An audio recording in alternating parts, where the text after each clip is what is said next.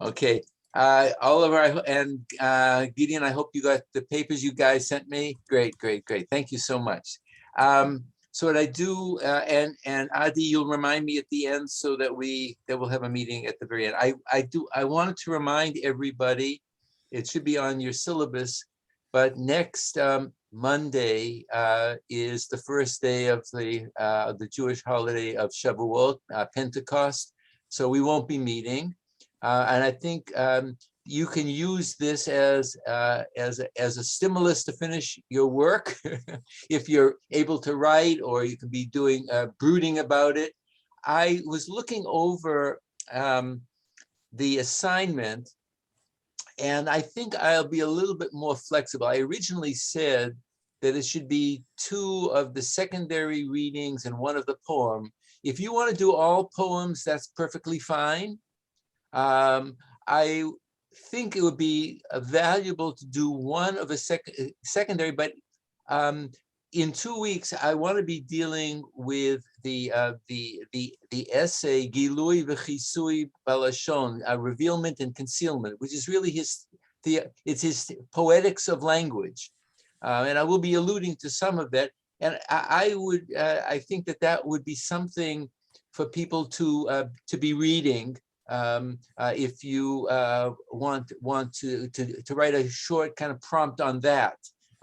I will try to, I sent the translation that's in Canvas, but I found another translation that may be also helpful, but it is a remarkable piece of work. And I'll just tell you, indicate one thing. I don't think I have the, yeah, let me just make a point.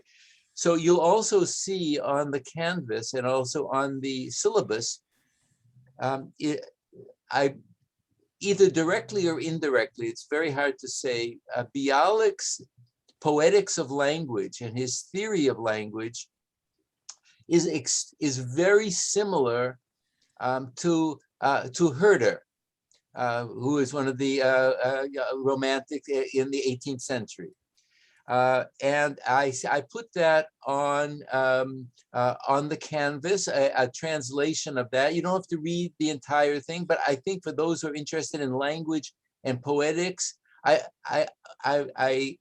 we discuss it, I think he was more influenced by certain Slavic and Russian theories of language, but there is an incredible connection. Now, the reason I'm saying this, and I've just really only discovered this myself. So I found out, and I'll share this with you in case anybody wants to order it and take a look at it, that in the late 1930s, Heidegger gave a course on Herder's Origin of Language. And the notes to that lecture course were subsequently translated and published. It's called On the Essence of Language, the Metaphysics of Language, and the Essencing of the Word. It was translated and published by SUNY Press. The reason I'm mentioning this is that if you look at Heidegger's lectures on language that were later published on The Way to Language. And then he also dealt with some of the poetry of Hölderlin. If you read it carefully, you can see the traces of Heidegger's influence of Herder and that lecture course. At least I was sensitive to that. But the thing that absolutely blew my mind is that there is a remarkable similarity between Bialik's poetics of language and Heidegger's discussion of language that he is deriving from Herder. So it's like people with a certain kind of spiritual, intellectual sensibility coming from totally 3 different universes and 3 different times are really feeling how does language arise? What is the status of the word? And we're going to be talking about that in a couple of weeks. So you don't have to go back and look at that. I would very much encourage you maybe to write one of your essays. It allows you to meditate a bit on Gilui v'chisui belashon, on the revealment and concealment in language. The Hebrew is absolutely remarkable, but the translations are helpful, and I'll find the other translation and send it, or I'll send it to Tzvi on Thursday or so, but you have another translation in the canvas. But those of you who are interested in the poetics of language and romantic notions of language, a much more humanistic notion of language arising from the human being, that's in Herder. But the way the convergence of these various philosophers and historians and poets, it raises very interesting questions about the status of words and language. And I want to bring all of that up in our discussion, but that will allow you to be thinking about that. So please stay on top of your papers. I do hopefully the last class, and then we'll see whether, if people are scattering, if we want to meet one additional time beyond the scheduled class, I'd be more than happy to have that additional class. But we can use this, the class from next week, as a chance for you to be doing your writing. That will be a good thing. And then, is there anybody here who's a graduating senior? Okay, so what you need to, I got a note from the registrar. I think I have to have the grade in by the 6th of June, which is a Sunday, which means I need, let me just get here. Oh, your friend Octavian Gabor is here. Okay. So I think that so I think that I need to have your papers by Friday noon. Hello, Mr. Gabor. Do we have a whole collection of Romanian expatriates here? So so if that's the case, send me an email if this is an issue, because I need to, because of the Sabbath, I need to send in your grades at least by 1 or 2 o'clock on Friday of the afternoon. That means that will still give you that last week after class. And then if you're still around, we can still meet the week after as a special additional class. But I just want everybody to have a heads up to make sure that you're you know where your writing assignment is and you're not falling behind. Okay. Okay. If anybody knows Mattel, she's not on the screen, but she had COVID and then she said she was feeling better. So if anybody knows her, maybe send her a note, a message. I'll contact her after class. I thought that she might be on the screen, but she was in isolation and she had COVID and she was with a friend. So anybody who does know her, try to reach out and see how she's doing. Okay, great. I think we're all set. Any questions before we resume? Yes, Anissa. So to clarify, the final paper is a 4-page reflection? So, well, if you need 5 pages, you need 6. I know what I want that final paper is to be a kind of integration of choosing one poem or a section of one poem and integrate some of the theoretical language we've begun to use in a much more expansive way. So the prompt papers are really kind of orienting yourself around certain language, certain kind of ideas, certain images. And this will just give you a chance to kind of brood a little bit more at length. I think most of you have been brooding at length in any case, and it's been really wonderful. I really have been able to, it's actually really wonderful. So many of you have this poetic spirit that is just really great. And so it's very moving to me to hear your voice and the way you're orienting yourself to language. Timna, and then we'll get started. So is the final paper due for everyone before the? No, you could. That would be due. I guess at the end of the well, the last class is when. I think that would probably make sense that everybody has it done by Friday, because that's a week after the last class. I would like to, if people are still around, have one extra meeting because we didn't meet that first week. If people still want to, but that we'll vote on that. If people want to do that, I'm available. But that way, if you can all get me your papers no later than 12 o'clock on that Friday, that'll give me 3 or 4 hours to read everybody's paper unless things come in a little bit earlier, because I want to make sure that no one is hampered by the grade. Okay, I think the college is very strict about this, and you guys who are seniors, I want to make sure. So it will include Jonah, Oliver, Gideon, anybody else? Timna, you also senior? No. Okay. All right. So and Isa, are you getting your MA? Is that the? I'm finishing my MDiv. Okay, so you should make sure. So I want everybody. So this is your moral warning, and so everybody is aware. Okay. So what I want to do is, I hope that Octavian, you have the sources. Were you given the sources? Great, great. So I want to pick up where we left off last time, but before we do, oh, here's Mattel, so she's feeling better. This is good. All right. So I want to kind of proceed as a way of getting our heads back into the text before we continue reading the poem itself, is just by raising several questions about poetics that we have been dealing with so far in the poem. And I just want to raise them against the level of language so that you can be thinking about this as we move through the last part, because there's going to be a big volte face, kind of a about face in the poem as he turns from language to silence or to a deeper notion of the language behind language. Okay, so I'm just going to throw these issues out that we've been discussing, but I want you to kind of allow them to kind of reverberate in your mind as we're moving forward. So the first issue is to reflect on what kind of a world is opened up by poetic language. What is the world that's opened up by poetic language? So it will reflect very much on the nature of the metaphysics of language. What kind of world does certain kind of images evoke and open up?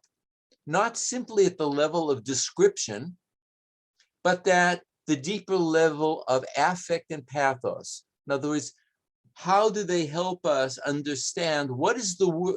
Some people, for example, certain people in France in poetics, Dufresne, others have raised the question that a person will only respond to the world by the way they feel that the world speaks to them, right?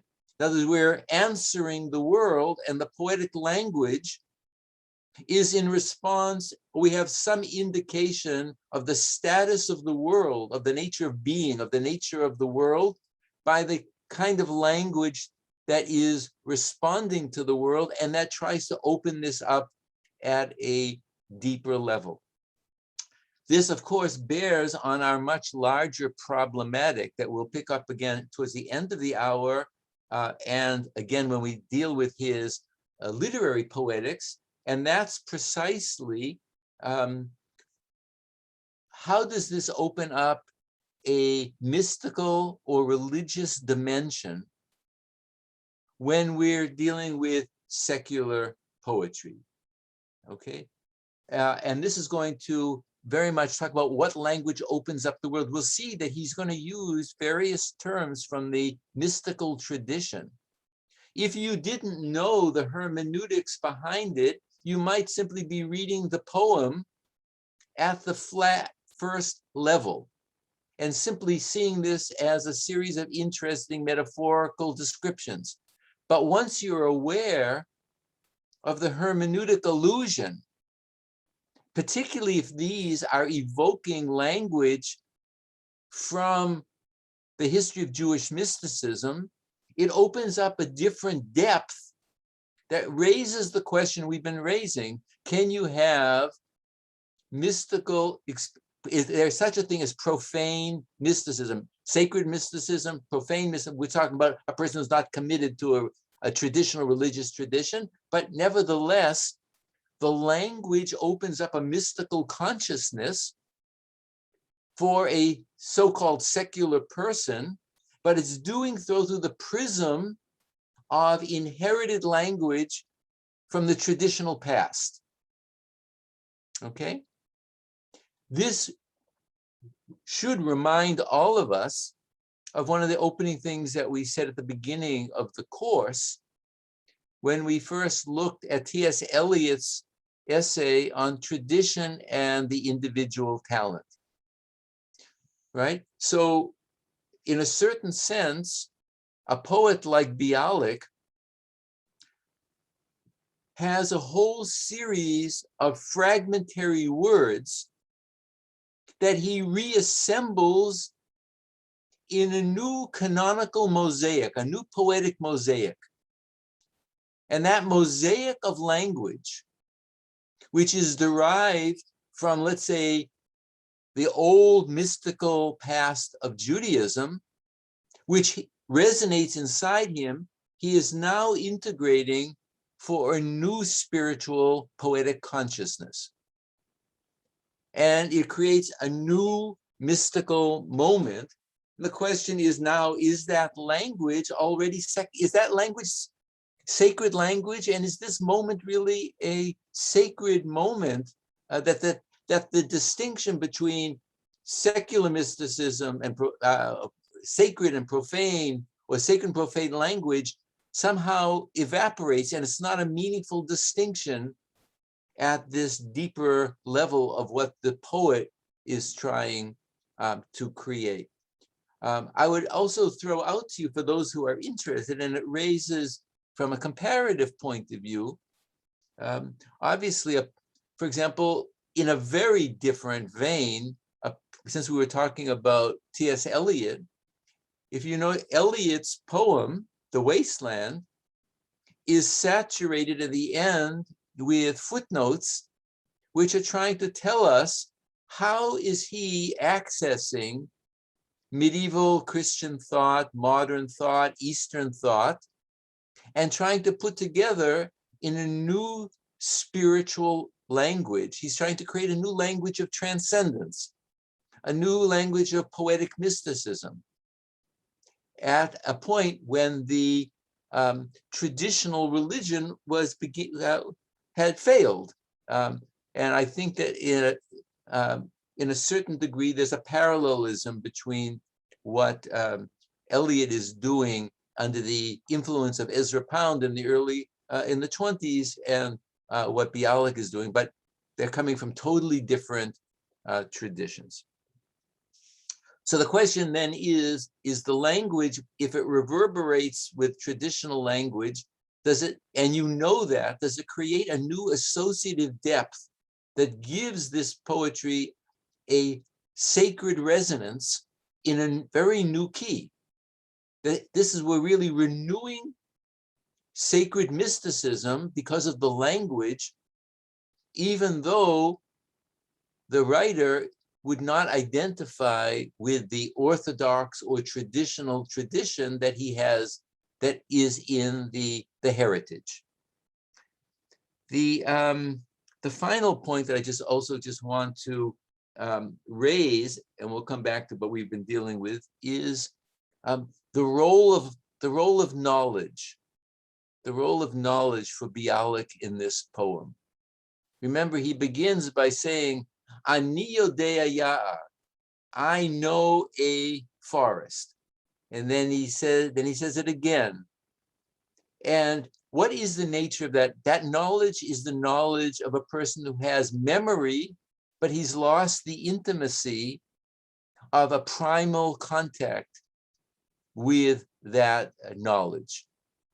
And then we have the second stage where the poet is dreaming or imagining the dream of the pool. Umi yodea, im. Who knows if or whether what the pool is thinking.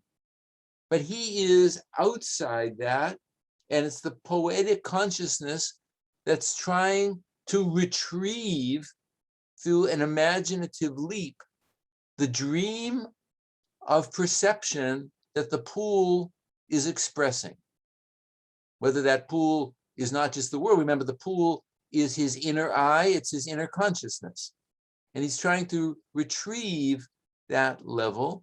And then, as we'll see when we come to the last part of the poem, he will talk about the knowledge he once had, and he reveals that to us.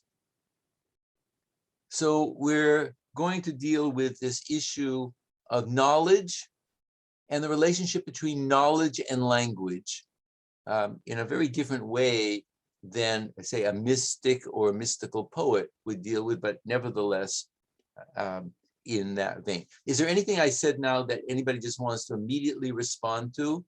Or we'll move on.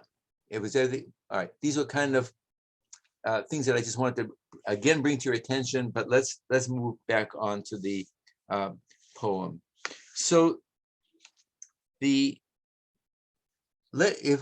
you have the Nouveau, or the translation that we were working with, which is by Ruth Mintz, and if you open up to where we sort of left off last time on page 8 with the English, page 9 in the Hebrew,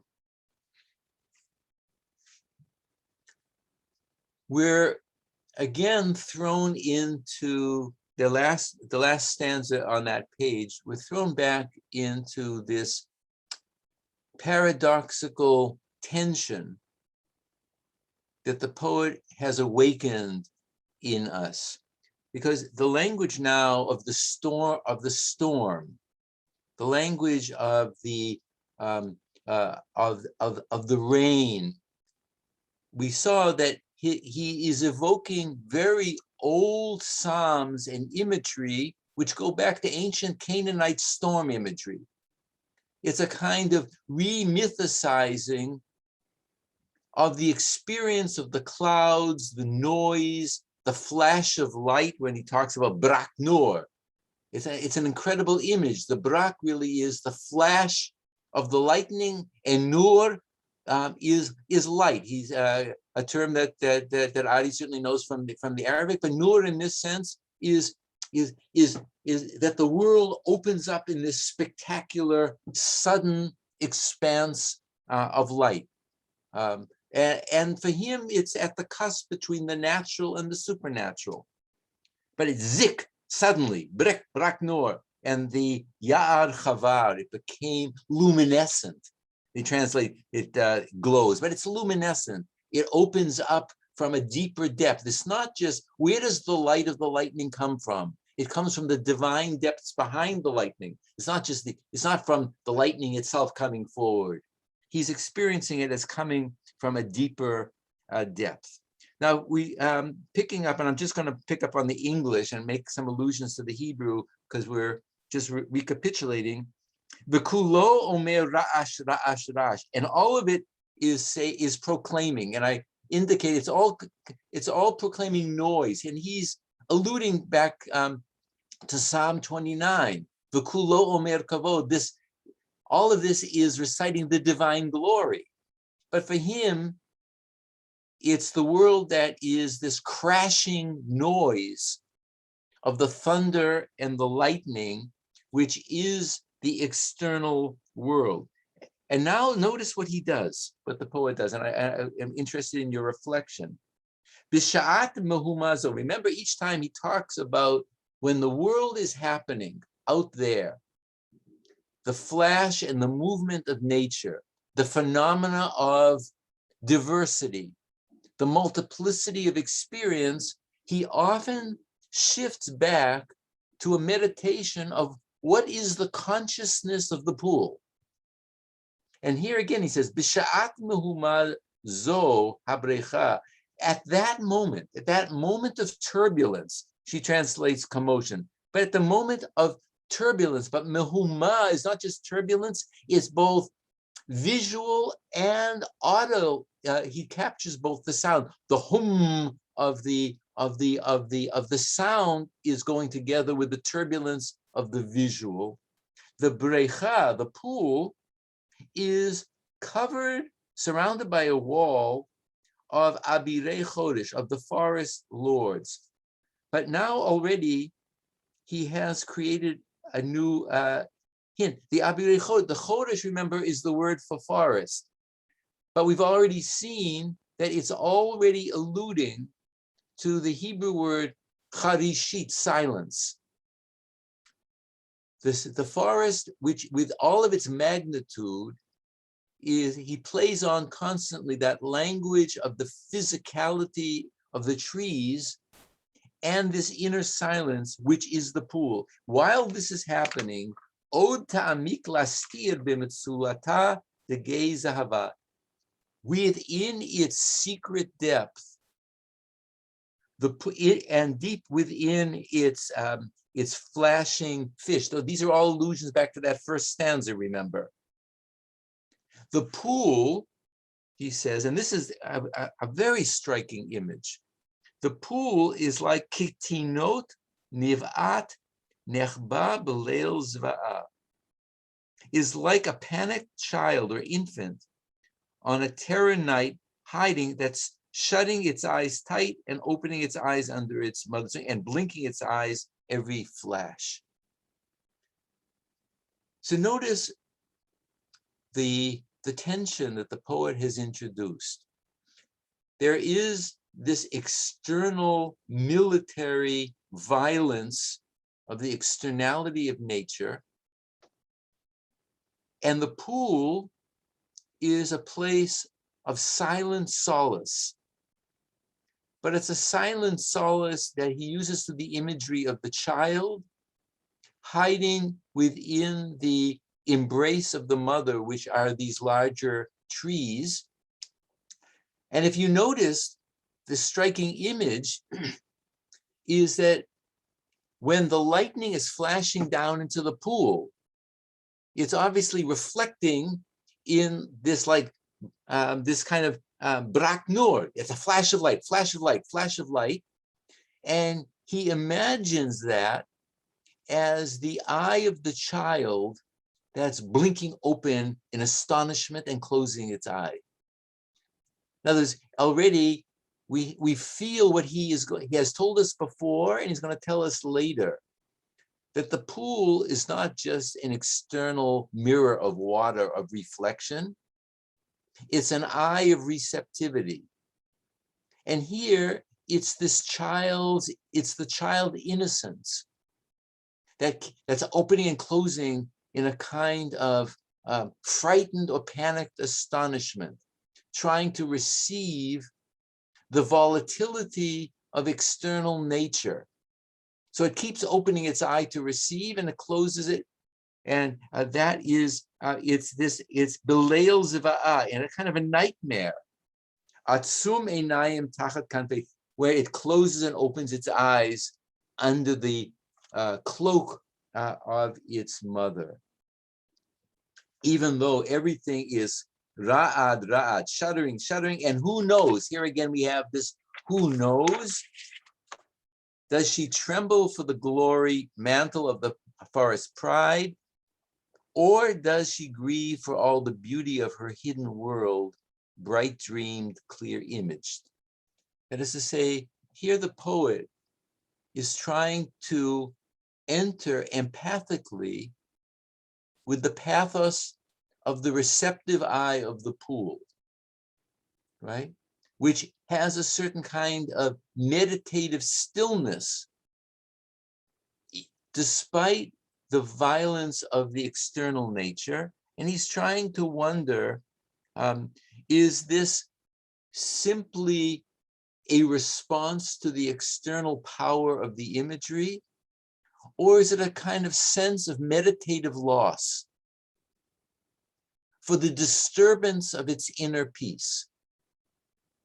Somehow the poet has revealed to us his own eye as he perceives that world, the external world of nature, right? Is there gratitude to be able to see the mystery and the volatility of the external world? Or do you simultaneously, as the poet, feel that some kind of inner solitude, an inner quiet has been disturbed? And there's a simultaneous recognition of the external, simultaneous with a kind of child's lament of the disturbance of that, of the quietness that's there, of the sudden wind that passed over and muddied the multitude of visions, her heart's darlings, Pitomi arkeno, it kind of stirred it up the way you would stir up mud from the bottom of a pool which had been lying as a kind of clear reflection. And the images, notice what he uses here, that the images, the translator says, multitude of splendid visions, her heart's darlings. But tipuche liba is that the poet is saying, these are, remember we saw earlier that the pool wants to know whether she has produced the images in her own imagination. Does the world for the poet exist externally and independently? Or is it the poetic imagination that has received it, nourishes it, and gives it reality? And he's captured that inner tension by the Hebrew word tipuche liba, that is to say, something that has been nurtured in his lave, his heart, or lave can be the mind or the spirit. Something has been nurtured inside. And hir hureyom, the thing that he's been brooding about, and that has now been clouded over. So I don't know whether people want to come in on that, but for me, it was as we're moving towards the shift of the poet being able to return to a primordial empathy with what the pool felt, he's still imagining. But the imagining is, he's still imagining it, I think, as the poet. Should there be this recognition and gratitude for something that breaks forth from the outside?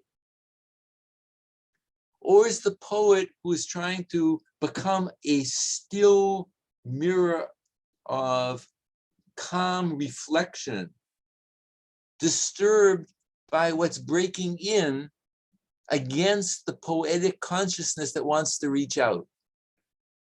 I don't think there's a simple answer, but I think he's helping us feel the tension of wanting to reach out and acknowledge the fullness of the imagery outside, which is the God-given variety of the external world, and then to be a reflecting eye in his soul, and that this somehow has impacted it. It's not something that he has simply produced the images out of himself, that he wants to kind of have more spiritual visions that are coming out of his own depth. Something is coming out. And I think the poet is caught in the crosshairs of that. He's feeling both. Anybody have any thoughts? If you have any thoughts on this, at least I'm feeling that the poet is using that because he feels at the chiasm, at that movement between, should I be happy that something has imploded into my consciousness? Or does the poet really want to dream the world from the inside out? And then there is a kind of sense of the disturbance of what has disturbed that inner meditative eye. And he leaves it as an either or because it's both and in a certain sense, right? Anybody have thoughts about that before we turn to the morning imagery? But it's also very striking that the language of the outside is the language of mihuma, turbulence. Mihuma as the sound of the world, and at the same time, there is this meditative inwardness that the poet knows to be a reflecting pool. The stillness to truly receive in that, and wanting to receive that with a kind of spiritual calm. And that spiritual calm has been disturbed. Certainly, the imagery of the pool imagery is so powerful, as Adi knows from Sufi poetry. It's a kind of an archetypal imagery. But this is imagery also that Bialik knows from Jewish pool imagery. And in the 13th and 14th century, I just mentioned this because Adi is working on also on the Sufi material. The son of Maimonides was a Sufi mystic, and his son, the grandson of Maimonides, the great philosopher, wrote a essay called The Treatise of the Pool, meditating on that imagery. Bialik certainly knew all of that, and even if he didn't know that directly, I've talked before that the classic image of prophetic awareness is the image of the mirror or the speculum. The Aramaic, it's the aspecularia. And depending on what your consciousness is, it's either a pure mirror or it's a cloudy mirror. For the Christians in the class, those of you who know from the gospel, through a glass darkly, you all know that imagery, or if you've seen the famous Bergman movie, right? But the imagery of a glass darkly in the New Testament is taking over the rabbinic notion of aspecularia lo me'ira, a speculum that is not precisely clear. It has not been illumined, that the meditative consciousness. So this imagery has entered into Christian language through the New Testament, but it's a rabbinic notion from the Talmud, and it goes back much earlier of that. But that image is not just, it's reflecting the inner mind for the philosopher, or the consciousness, or the clarity where the mind can be receptive and not disturb it with human thoughts.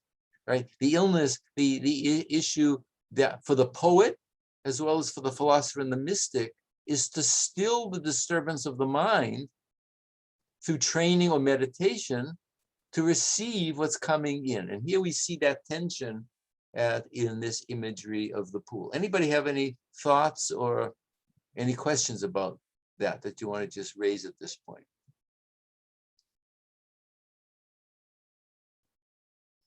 No. Okay, so let's move then on.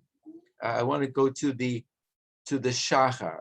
We're going to go to the dawn, and then we will turn to this kind of shift of radical focus. So let's do as we've been doing before.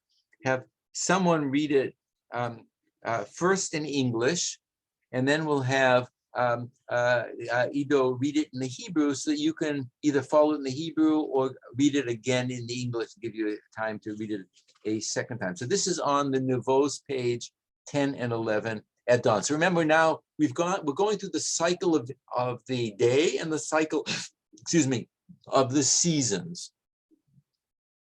So and each will have a different notion of light.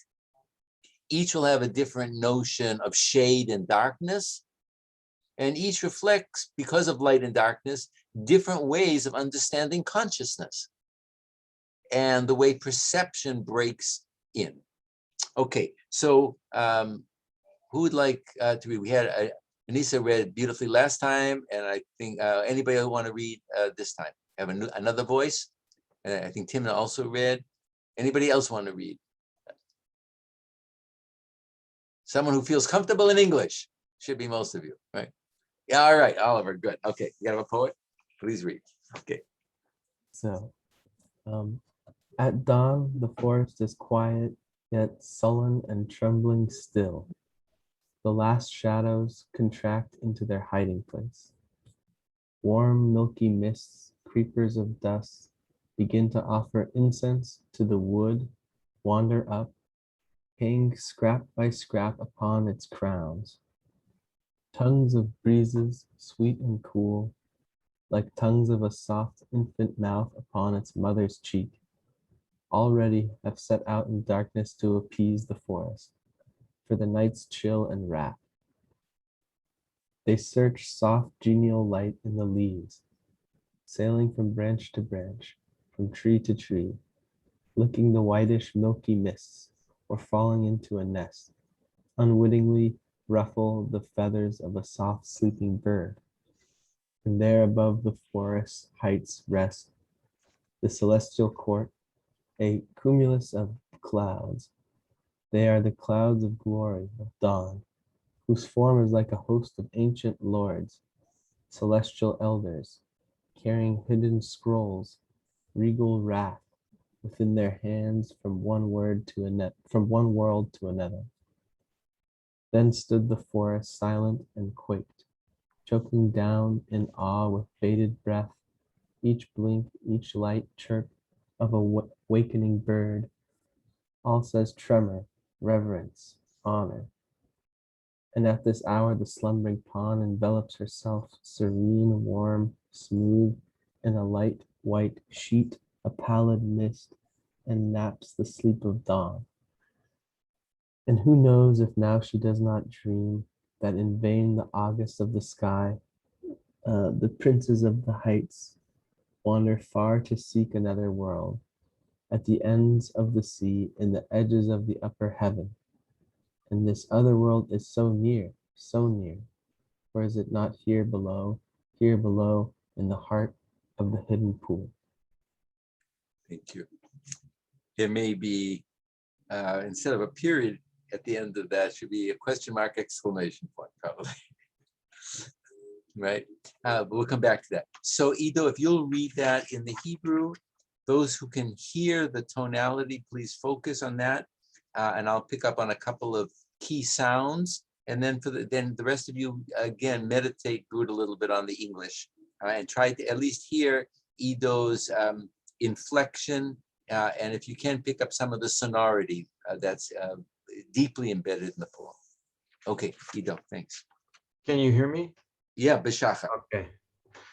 בשחר היער מחריש עוד זועפים וחרדים מצטמצמים אחרוני צלליו במחבואים, אחידי חלב חמים, זוחלי עפר, החלו כבר מקטרים לו, והינם טועים ונתלים קרעים על צמרותיו.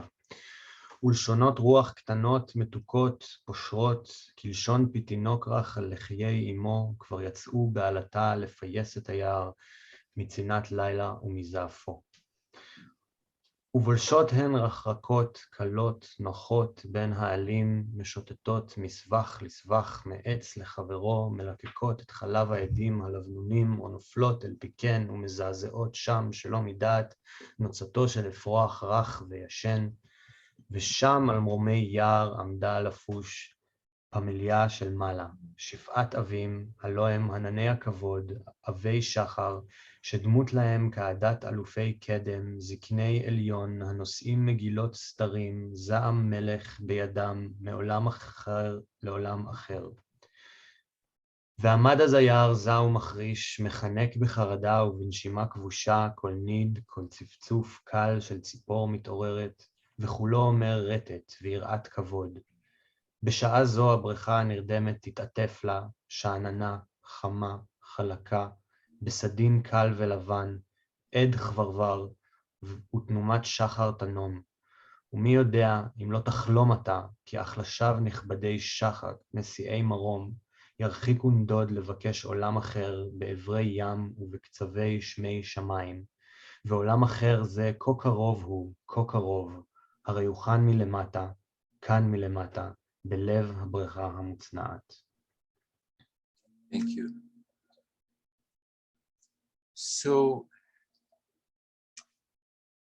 let me just raise a couple of initial issues before we get back to the sonority. Let me pick up a couple of thematics that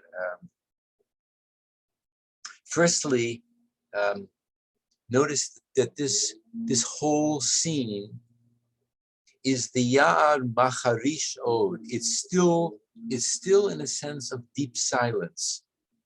And you can hear, if you can hear the guttural and the resh, Macharish, the Chara is the sonority that goes throughout the entire poem. Shachar, Macharish, Charedim, when he's talking about trembling, Achrone, the last ones, he picks up again this repeatedly towards the end. Macharish again, Charada, fear, Chavarvar, Shachar. There's about 15 or 20 times where the Chara, as a kind of the sound of the Shachar, the sound of macharish, of silence, the sound of fading tones become the dominant recurrence. The imagery that he's using is the imagery of creation. It's the mist that's arising up, as in the book of Genesis, but it's a kind of a milky mist that's arising. The particular imagery that I want to call your attention to at this point, because there's so many things that we would want to focus on, is the breeze of this early morning day. He's alluding, of course, to the beginning of Genesis, that Adam and Eve were wandering when the haze is arising, l'ruach hayom, at the breeze of the day, at the beginning of time, at the beginning of the day. But now when he talks about the ruach of the early morning breeze, notice that he uses the language in the Hebrew. It's line about 7, the tongues of breezes, lushonot ruach ketanot. The tongues of small breezes are like the tongue of a child. But Bialik is very poetically elusive here, because it's not simply the tongues of the breath of the wind. Lishonot is also going to allude to this, is the language of being. Lishon is language. It's the language of being that is still silent. It's the Lashon HaLashonot that he's going to speak about at the very end of the poem. The language of all languages, the language of sound, the language of feel, the language of touch, the language of color. And he's anticipating this by speaking of the sensibility of the air that's passing by as lishonot ruach, as the tongues or the breath of the breeze, mitukot poshrot, they are sweetened and cool, like the breath of a mouth of a child that's reaching for the breast of its mother. It's an astonishing, this sense of eros and yearning. This movement from the external world that's coming to the touch is now experienced by the poet as the mouth of the child shaping its lips and the tongue that's kind of opening its tongue to touch the breast and the teat of the mother for sustenance. And he does this in such a gentle way that this is already, it's coming in the darkness, it's coming in the night. And then he picks up again, the third time he uses lishonot. So it's not just my imagination. He says, ubolshot hein rachrakot. They emerge, but he's punning on the sense of lashon, of language. And they move around like this whitish milk, shalomidat. So keep that in the back of your mind. Shalomidat is a mystical phrase. We'll see a number of these mystical phrases. To do something without intentional consciousness, as a kind of spontaneous action. A mystic wants to get to a point where their actions flow from their inner center. You can do something shalomidat in the negative legal sense if it would mean something inadvertent. Okay, so on one pole of our cultural life, if you do something by mistake or by inadvertence, you can be legally culpable that you did it accidentally, inadvertently, shalomidat. But the rabbinic literature uses that phrase as well to indicate the silence that transcends consciousness. It's bypassing thought. Shalomidat means that it's flowing out, that there's not an interruption of thinking. And his first way of talking about that will be through the movement of the breath of the air.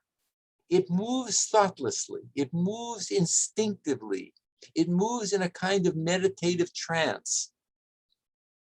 It's already a kind of foreshadowing of the kind of consciousness that he wants to cultivate in our mind and in our eye, right? That it will be that way. And at that time, and it flows, it licks, it falls in the nest like the feathers of a soft sleeping bird. There's this kind of gentleness of the breeze that comes from the mouth of God, as it were, that breathes over the face of existence, like a child reaching out to suck from its mother, and shalomidat.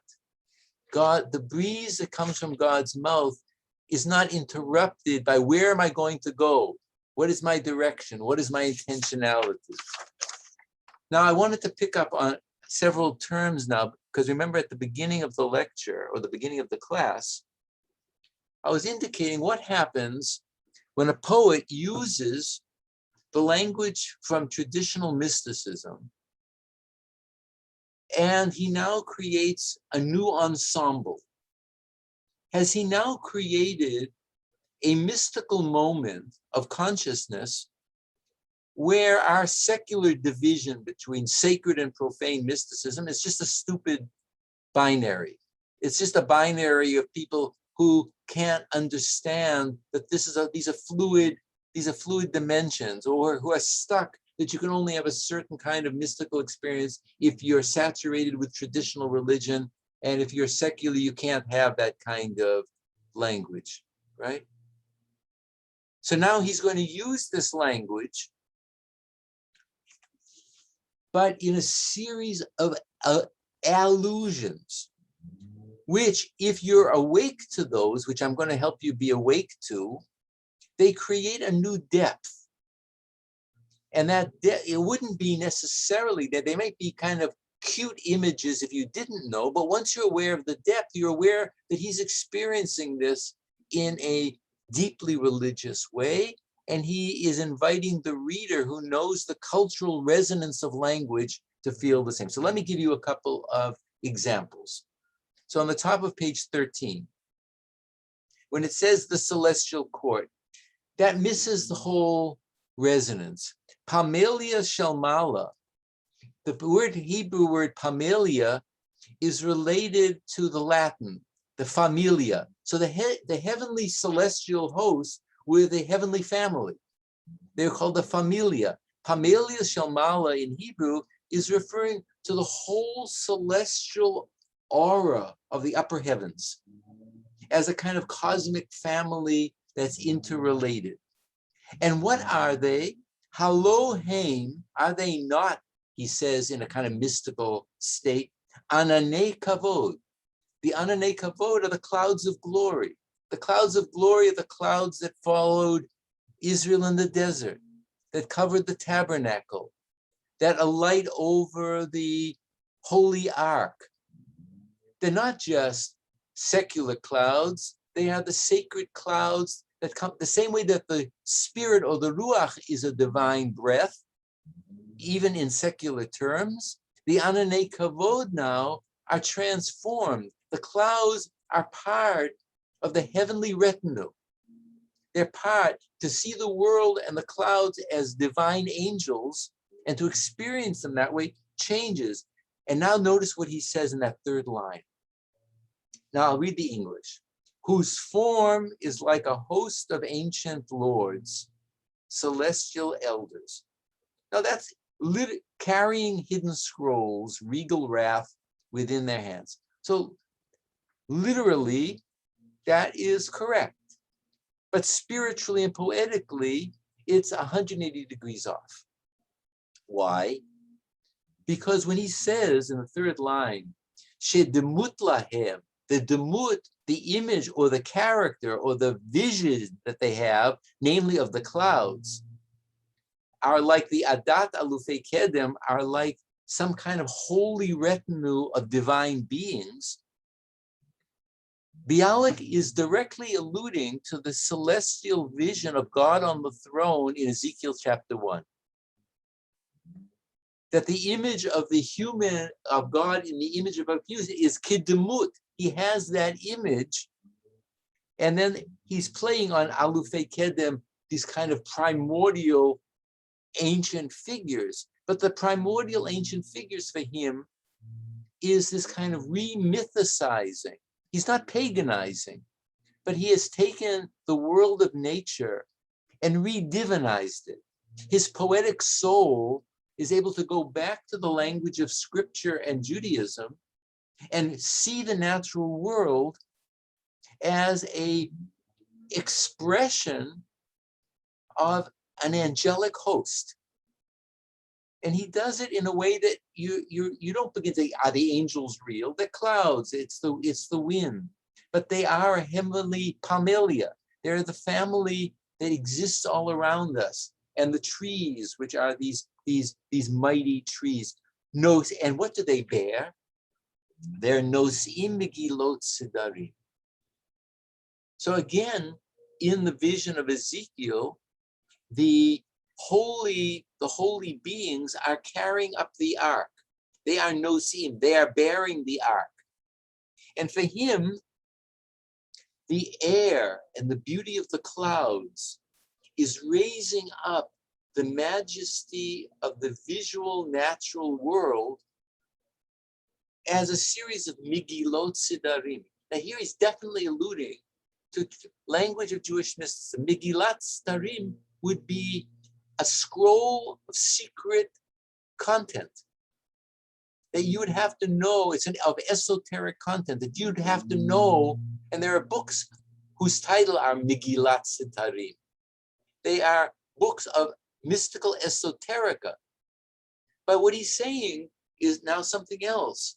What I see visually with my eye, I also have to know how to read the world. The world is a configuration. And at one level, at the level of figurae, of its figures, they're the divine family. But at the level of depth for the poet sees at the level of his eye is not simply the figurae, the figures that surround the poet, namely the shapes of the clouds, the cumulus clouds reflect some kind of divine figures. But inside the cloud is mystery, sitarim. And you have to know that that imagery is an esoteric symbol, or it's a code. In fact, it's not even a symbol. A symbol would be to say that you have to kind of crack the code. It itself is a manifestation of mystery. But nevertheless, if you knew how to read the world as having esoteric depth, you don't simply see surface. For Bialik, you don't simply see surface. For the poet, it's the world that's throbbing beneath that esoterica. And what is it? Me olam acher leolam acher. It's coming from some other world. There's a transcendent dimension. He's not using God language directly, but it's transcendent that is shining into this world, from another world to this world. So when I see the clouds, I don't see, the clouds that I see are just this world. But what is the mystery that's behind the clouds? It's coming from some absolute transcendent depth, which is the holy other, the holy that's now shining. That's the other world that's coming into his consciousness. And then he says, Va'amad az haya. And when the forest beholds that, it stands umacharish, silently. What can the forest say? What can the forest say? It can only be witness to the majesty of mystery. That's the forest can only be witness to the majesty of mystery. And that is the sitarim. That's the mystic. That's that language, right? It's different than the Christian notion of the book of nature. There's the book of creation. There's the book of nature. There's the book of scripture. But Bialik is collapsing this, all three levels, in Jewish terms as a visual of the poet. What is the the book of creation, which is the visual of creation, which is the visual of nature, which is the scripture that you read. They're all simultaneous if you know how to read and experience the shape of the world. It's a language to be decoded. That's why it's Megillat Sitarim. That's why it's a scroll of esoterica. And then the forest shudders and shakes. Vikulo omer, we see that phrase that's appeared several times. And all of it says now, not ra'ash, noise, but all says yirat kavod, reverence for the divine glory. It's not just the kavod of the cloud. It's the kavod, which is the divine glory. That's the word in the Bible. It's reverence for the glory. Nature itself understands what the poet has to come to. That each part is a witness to the other part of this numinous glory of God that's shining through the natural world. Then, now notice what he says. Remember how he's done this each time. Ooh, bisha'azo, at that time, when all this is happening, the brecha is dreaming and sleeping and pure. And it has a morning stillness that is just reflecting the light and the colors and the shade and the clouds that are shining upon it. Umiyodea. Now he's, again, that question, and who knows? Because now he's still imagining the dream work of the pool. But it's going to be the dream work of his soul, because look what he says. Umiyodea, who knows? Im lo tachalom ata, if she's not dreaming at this very moment. And remember, we've seen before, is the dode, is the beloved going off on a fool's errand, and I'm right here. Right? Remember those other images that we saw last week. So now, what is the pool dreaming? What is his inner eye imagining? What is his soul beginning to be stirred to say? Ki ach lashav nichbadei shachar, nisiei marom, yachiku nedod. Why are these clouds of glory moving across the heavens and going this way and that way? It's the pool that's dreaming, because the clouds are passing over the pool. They're passing over the eye. The clouds are passing through this inner space, and it's dreaming. Like, why? Where are you going? It's the pool that's receiving the images and saying, why? Where are you going? What is the pilgrimage? What's the longing? Where are you going? And he asks, and he says, this other world that you seem to be going to, ko karov, it's near at hand. It's lamata. It's here lamata. It's here kan lamata, in my heart. Can you feel what the pool is saying? Remember the beginning of the poem. Remember, is the mirror is for the romantic poet. Which is the true world? It's the outer world, or the world that's reflected in the mirror? Or are they both the same? Remember, that was his image. Is it the same?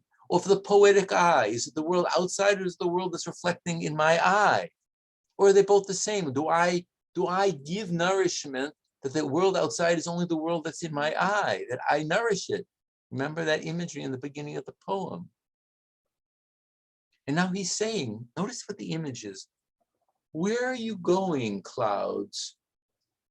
To some transcendent realm. Don't you know that transcendence is immanence? Don't you know that the truth is what's being reflected below? You have to know that it's coming from this divine, holy depth of transcendence, but it's reflecting in the pool below. There is no transcendence that's outside and beyond. You don't take a rocket ship to God who's in some kind of stratosphere, surrealistic thing. That reality is the present reality that's reflected in the world of nature. You don't have to go anywhere. You are already there if your eye is open. You're already there if your soul is a pool. You're already there if you know that the figurae are shining something from olam acher, from another world. But that olam acher, there's no place to get there. You just see it as it's present to consciousness. That's what the poet is saying. It's always available to consciousness if consciousness has cleaned its eye of perception. If the eye of perception is psychologically and morally disturbed, like the storm, then it can't realize that the numinous mystery is shining down. There's no distinction between transcendence and immanence for the mystic. You don't go elsewhere. It's already present. And that's what he's telling us. And now we come to the great climax. So let us, anybody want to pick up on anything here? Anybody want to say something? Anybody? Yeah, I have a question. Yeah, who's speaking? This is Oliver. Oh, he is Oliver. Hi. So to what have other scholars looked at this text in a Spinozian sense of sort of like God as matter and material and substance and attribute, and would you agree with that? I don't think Bialik would see himself in a Spinozistic sense. That there are two substances, space and time, and that and he's not talking pantheistically. He retains the language of transcendence and immanence, of otherness, of mystery and presence. So in that sense, he's not theistic. And to a certain degree, his mystical consciousness breaks down dualism, right? There's a kind of non-dualistic unitive experience that he is signaling here, and he's going to talk about later. But it's not that mystery, and it's not the kind of, and it's also not Spinozistic in the sense that Spinoza spoke of amor dei intellectualis, the intellectual love of God. Right? This is not intellectual. This is experiential presence. Everything can be present if you're present to it, right? And it's already shining down. That's already the mystery that's hinted at between the pool. It's not just a mirror. It's not just a lake. It's not just a thing. It's the eye. It's the soul. It's consciousness, right? It's all of that. So let's take a look now at this this last part, and then we'll maybe go for another 30, 35 minutes and then take a break. I'd like to get towards the end, and then we can let you boot on that, and then we'll come back. So I think I see that Ido, you are in Israel, right? You've left Chicago? Yeah. Yes. How did I know that? It's the light behind you. It's the light behind you. Okay. Okay. So let us, let's read first the next section. We really have a lot yet to do. So let's do the next section a little bit more briefly. Someone read the English, maybe from page 12 through, not really, I want to get through this next until we get to the climax. I want to make sure we do that before we take a break. We'd like to read a little bit of the English, and then we'll have the Hebrew. Come on, guys. Okay, Benjamin. Okay, then we'll have Gideon do the next section. Okay. And I in my youth, my day's delight, when first rustled over me the wings of the presence, and my heart still knew how to long and yearn and wonder silently, seeking a hiding place for its prayers.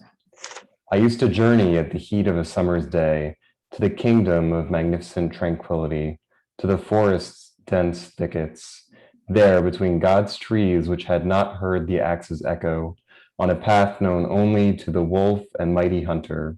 I used to wander whole hours by myself, uniting with my heart and with my God until I came, stepping over, passing between golden snares, to the Holy of Holies in the forest, the pupil of its eye. All right, let's read the Hebrew, and I want to just make a couple of comments here because a number of things I want to bring to your attention before we move forward. So either if you'll just read from Vani Bimei to the end of Bat Eno. ואני בימי נעוריי, חמדת ימיי, אך רפרפה עליי ראשונה כנף השכינה, ולבבי ידע עוד ארוג וכלות ותמוע דומם, ולבקש מחווה לתפילתו, הייתי מפליג לי כחום יום קיץ, אל ממלכות השלווה הנהדרה לעובי היער. ושם בין עצי אל לא שמעו בת קול קרדום, בשביל ידעו רק הזאב וגיבור ציד, הייתי טועה לי לבדי שעות שלמות, מתייחד עם לבבי ואלוהי עד בואי, פסוח ועבור בין מוקשי זהב, אל קודש הקודשים שביער, אל בת עינו. Okay, so let me just make a couple of points, and if people want to jump in, I just want to clarify because we've been talking about this relationship between mystical and secular language. And here already, there is a deeper evocation of the mystical background here. So notice first he says, Va'ani bimei nurai. So now he's now talking about a knowledge that he has, ulevavi yada'od, when my heart or my mind still knew, right? So he's now made that shift from where he knows the forest, and now he's not talking about, he now knows the intimacy of the pulse of the world. The pulse of the world. What is that pulse of the world? When rustled over me for the first time, Knaf Hashchina, the wing of the Shechina, divine immanence. Right? He's using the sense of the divine as a feminine, intimate presence, as a mother, as the mother that's immanent. It's the mother that gives suck. It's the mother that gives comfort. And he says, and my heart knew ode still, because in the other cases, he uses ode still yet in a very different sense, but it's still new because I forgot that intimacy. I'm no longer there, but paradoxically, he does know this. It's still somehow in his consciousness. He knew. Now he's beginning to use three mystical terms that we're going to see that will come at the end when he gets to a mystical state of awareness. Arog, this yearning, right? We remember the psalm that says, Ka'ayil ta'arog alafike mayim. When a hind is yearning over the stream of waters, so does my heart pant, ke nafshi.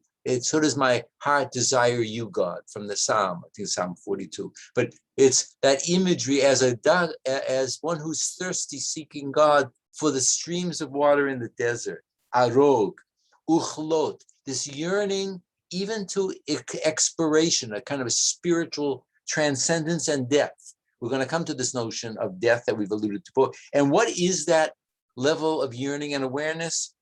To moha dumam, silent amazement. It's a yearning, and that's already we're getting towards that language of silence, dumam, that mystical awareness that is other than language. He's telling us this in the language of poetry, but he remembers when he came, ulavakesh machave l'tfilato, and he was able to seek and find that hidden place, not of the dreaming of the pool, it's prayer.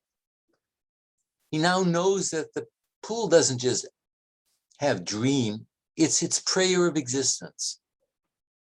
Right? The movement of nature is its prayer to God. And his movement towards it is his longing to become one with that. Then he would flee to the Mamlechut HaShalva, this kingdom of heaven, this quiet place in the thickness of the forest. And there, in a place that no one knew, that hadn't been disturbed by culture.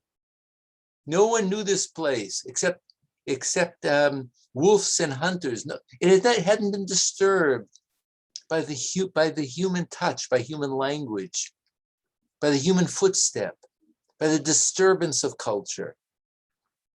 Hayiti to'eli levadi. I wandered. This is the spiritual soul, not physically wandering, but it's this inner search. I would search levadi sha'ot shlemot for hours on end, this inner mystical longing. Now notice the translator says, uniting my heart and with my God until I came, stepping over, etc. So I want to just heighten something here because we're dealing with the mystical quest in romantic, poetic terms. Mityached im levavi, when he says my heart was going, mityached im levavi, lehityached in mystical terms means to be in a state of concentrated meditative state, to be alone, to be solitary. It has many, many overtones that I can't go into here, but it is a solitary unit. It's both, it's solitary as one is physically solitary when one is meditating, and it's solitary when the mind becomes solitary and able to focus on God, right?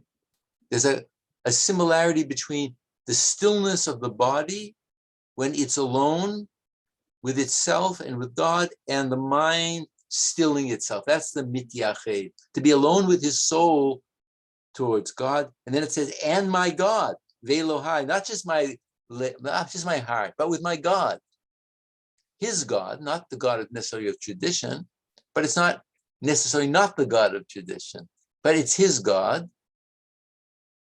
Ad boi.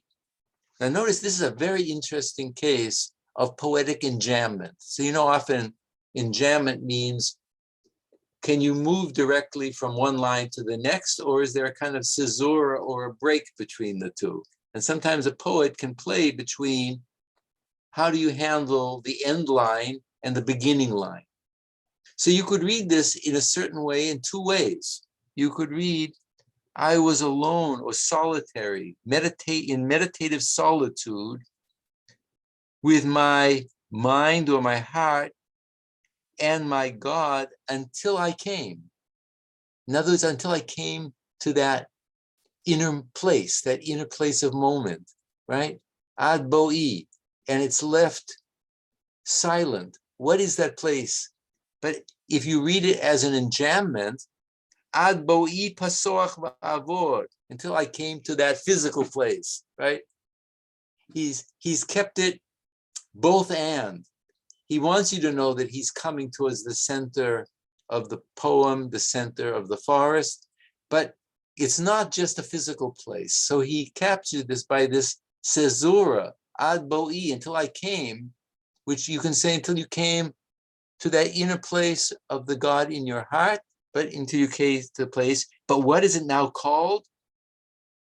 Kodesh HaKodoshim Shebayar, the Holy of Holies. That's the most inner sanctum in the temple, in the tabernacle. And what is that place? It's Bat Eino, the pupil of its eye.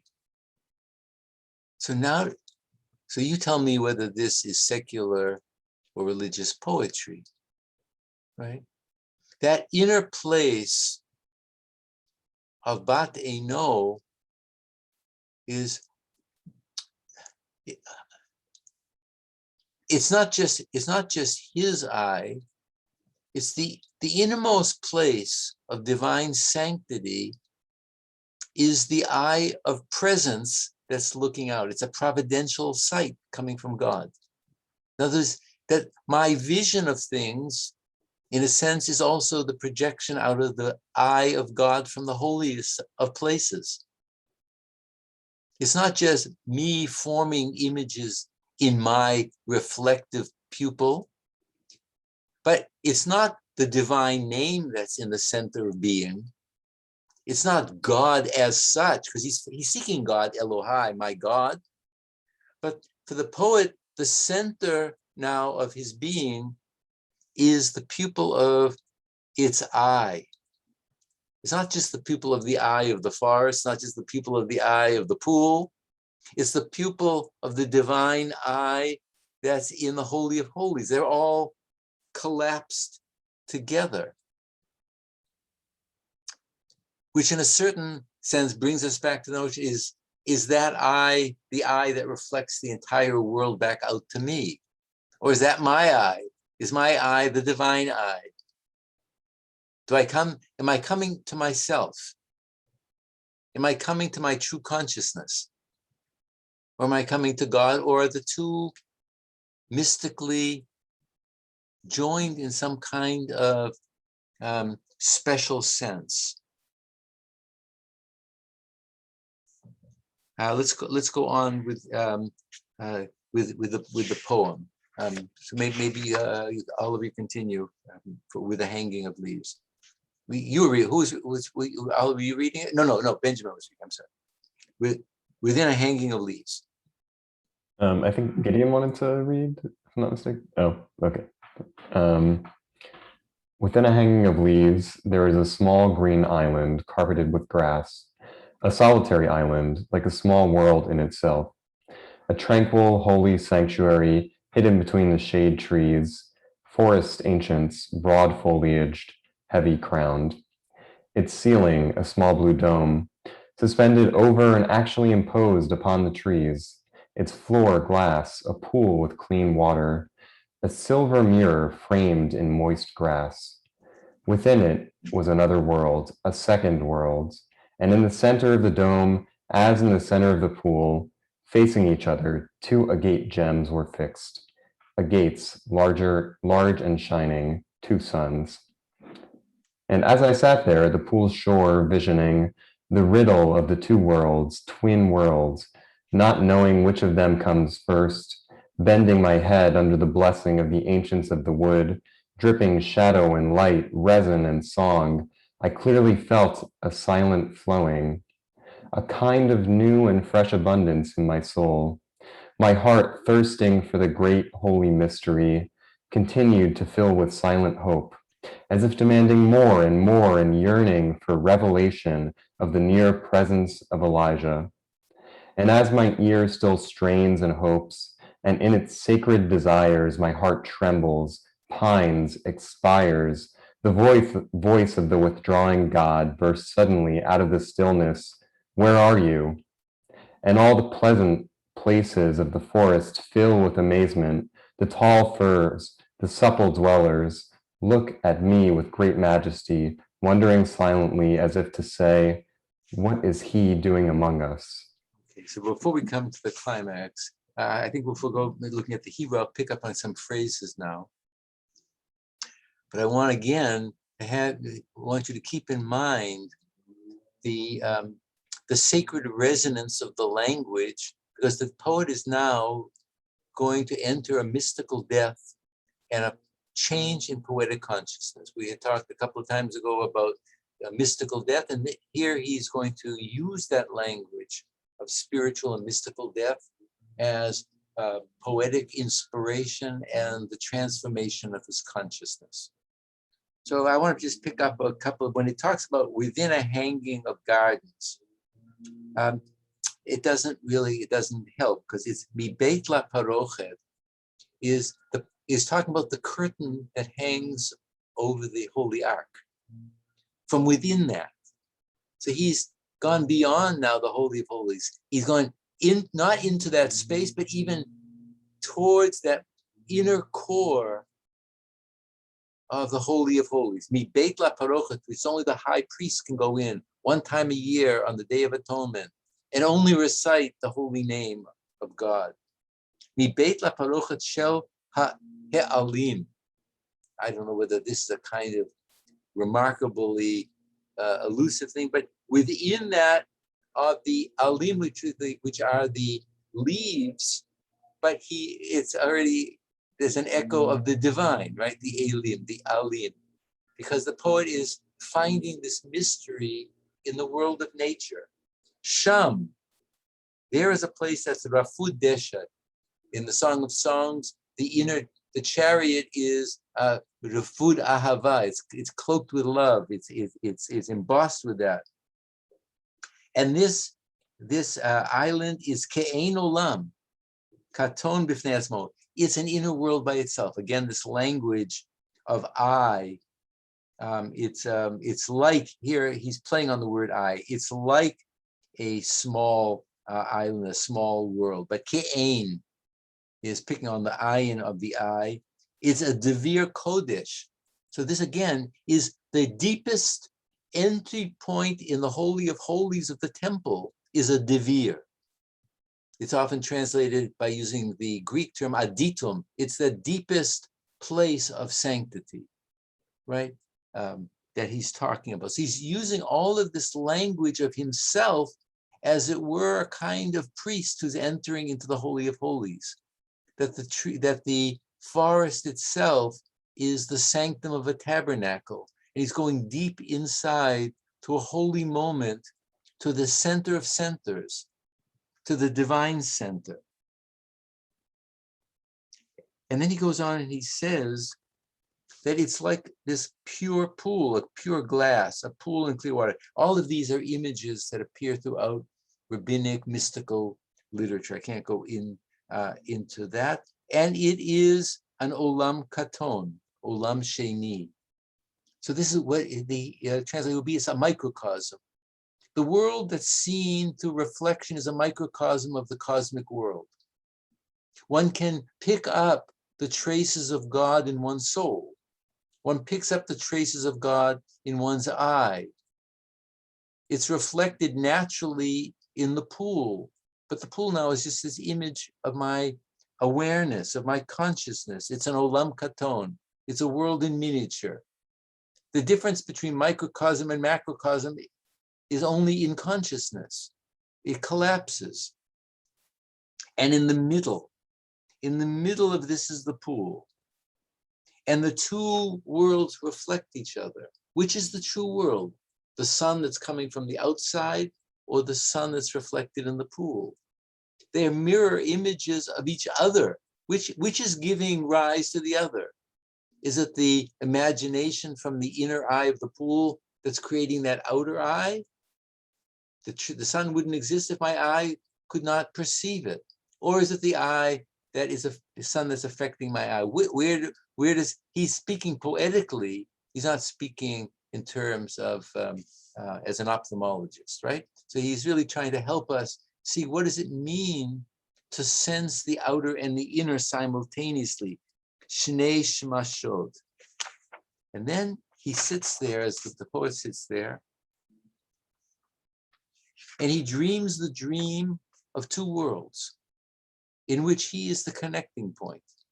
The eye of the soul and the external world. He is the dream of that double dream. It's the dream of the pool. It's the riddle of the pool. Chidat shnei olamot. It's the riddle of the two worlds. The riddle of the true worlds is the dream of the two worlds. It's the riddle of his heart and his eye. It's the riddle of his consciousness.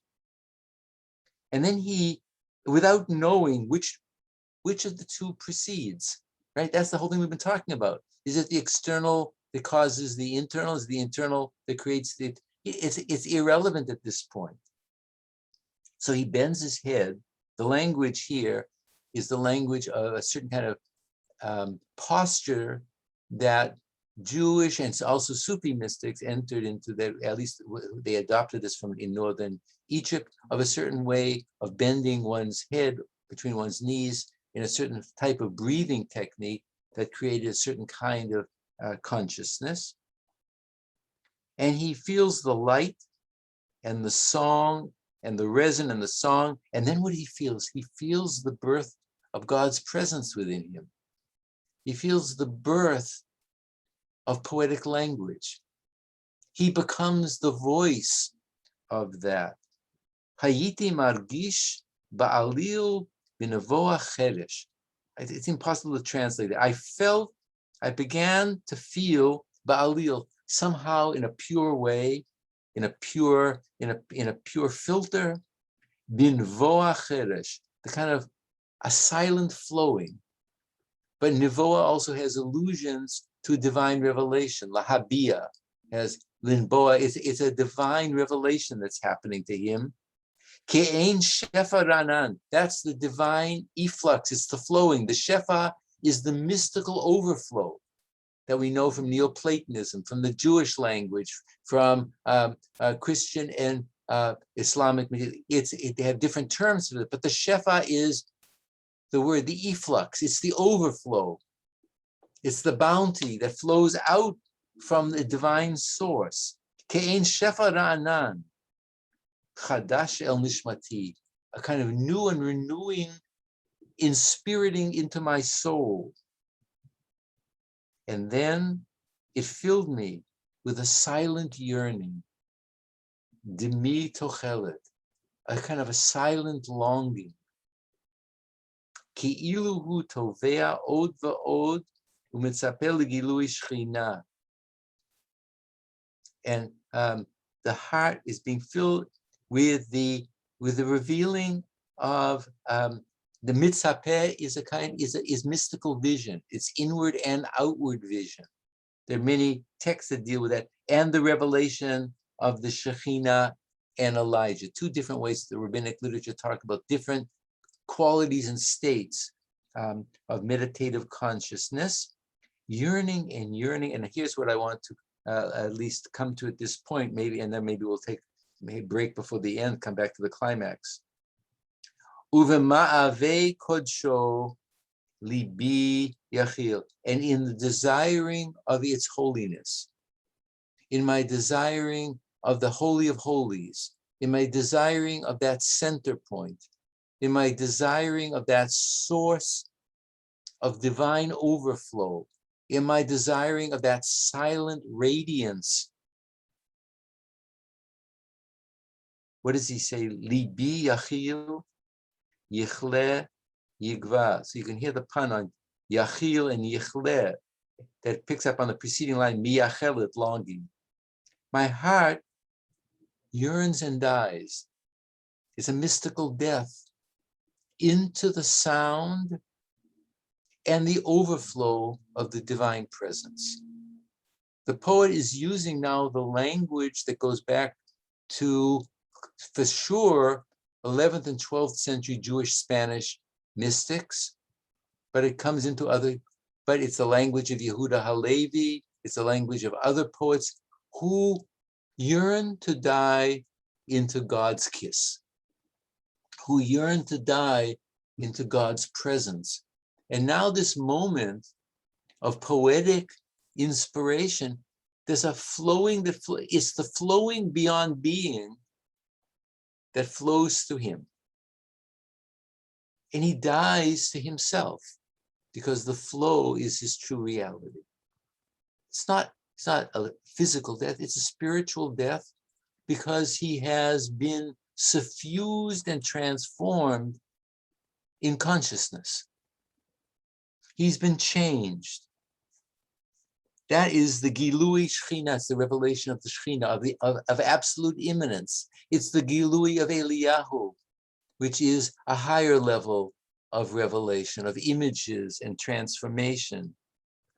It's the Ma'avei Kocho, the desiring for the holiness. There's a moment at the peak of desire. Desire gives way to loss of desire and presence. Right? It's an old famous riddle that Buddhists kind of talk. How can you desire, not desire? Right? But that's simply thinking in subject-object terms. You desire to the point where your longing is emptied. It is so profound that non-desire takes over. And one dies to non-desire because you are filled with something else. But it is at the radical fulfillment of desire. Without desire and longing, there would not be this mystical quest. But at a certain point, that yachil, yichle, yigva, desire trembles, pines, expires, different levels. He wants to, uvat kol el mistater. The the translator is just absolutely wrong here, because it's not the voice of the withdrawing God. It's the voice of the hidden God. Remember the sense of the Megillat Sitarim, the mysterious scroll. It's God who is the hidden God, who hides God's self within the depths of the world and nature. It's the God that you have to become awakened to realize that the depths of the natural world is the transcendent world of God's presence. That's what he's saying. El mistater, titpotseitz pitom min hadmama. Right? That silent hidden God bursts out from the silence. And what does it say? It says what God says to Adam, who is hiding from the transcendence. Ayeka, where are you? Right? In other words, all of a sudden the divine is longing for the human. This is not the Adam, this is not God seeking Adam to punish Adam. It's seeking Adam. It's seeking Adam because they are two converging vectors. And the soul of the poet has been radically transformed. How do we know that? Because the external world, the forest, Yistaklubi, they look upon me, they look down upon me, and they're astonished in silence. They are looking upon me. And what do they say when they see me so radically transformed by this poetic transformation? As if they were saying, Mala zeh beinenu. How can a human being be in this state of numinous transcendence? Right? That's what the angels say in the rabbinic tradition when Moses goes on high to receive the Torah. And they see a person of flesh and blood, and they say, what is this? What's he doing among us? He's just flesh and blood.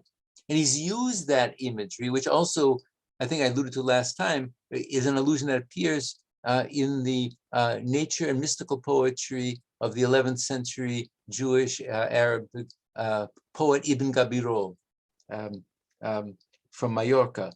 And he uses the same imagery, where the world looks at him and says, Mala zeh beinenu. Like, how did you enter into this space? But it's not space, it's beyond space, it's beyond time.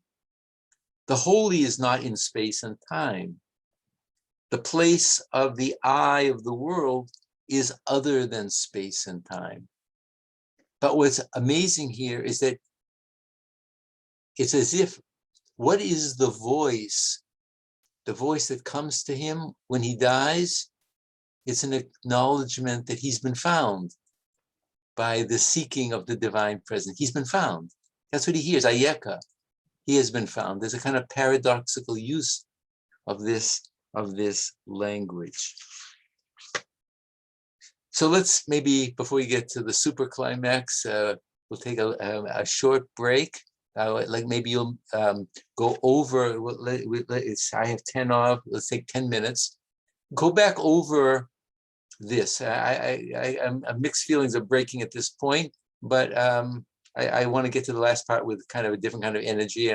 So whatever else you're doing in the next 10 minutes, go back over some of those phrases. And if you have some thoughts and some feelings about them, I'd like you to, let's begin with that. I will kind of try to bring us back into that mood that we were in, but we're moving deeper, and I want to kind of use this as a kind of launching into the final part of this. So we did it a little bit, we didn't do the Hebrew, but go back. All the language there is language of hiddenness and presence, and the irrelevance of our normal categories of space and time. What is the poetic holy? What is the poetic holy? That's really what we're talking about, that he's entered. And again, the categories of secular, profane, I think it's a false binary. It's a false binary for people who want to protect one or the other side of the binary. But I think it's a false binary. All right, so don't click out, just click off, and I'll see you guys in 10 minutes, okay? Go back over it, because I want us to stay in the same soul space. All right, take care. פרופסור, Yeah. אני צריך ללכת, אני הולך לאיזה חתונה. Oh, יופי, טוב. אני אצפה בהקלטה אחר כך, בסדר? בסדר, אני אשלח את זה לצבי, אני שולח את זה, בזמן שזה מגיע אליי, אני מעביר את זה אליו, ואז הוא יעביר את זה כן, גם פגשתי אותו שלשום, ואני פוגש אותו. אוקיי, יופי. הוא יהיה גם כן בחתונה? לא, זה משהו מהמשפחה. יש עכשיו טילים, אני לא יודע אם בכלל ייתנו. כן, אז זה שמחת יום ירושלים, אתה בירושלים? לא, אבל אני עכשיו אצל ההורים שלי במרכז, אבל באתי מירושלים, ההורים שלי. היום, כאן זה יום ירושלים. יום ירושלים, אבל עכשיו ירו טילים על ירושלים, אז הכל נפסק. כן. There were missiles, so it's... כן. רע מאוד עכשיו.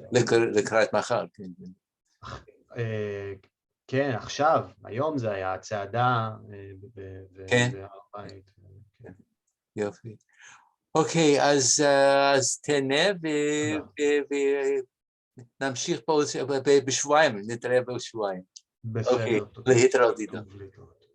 כל טוב.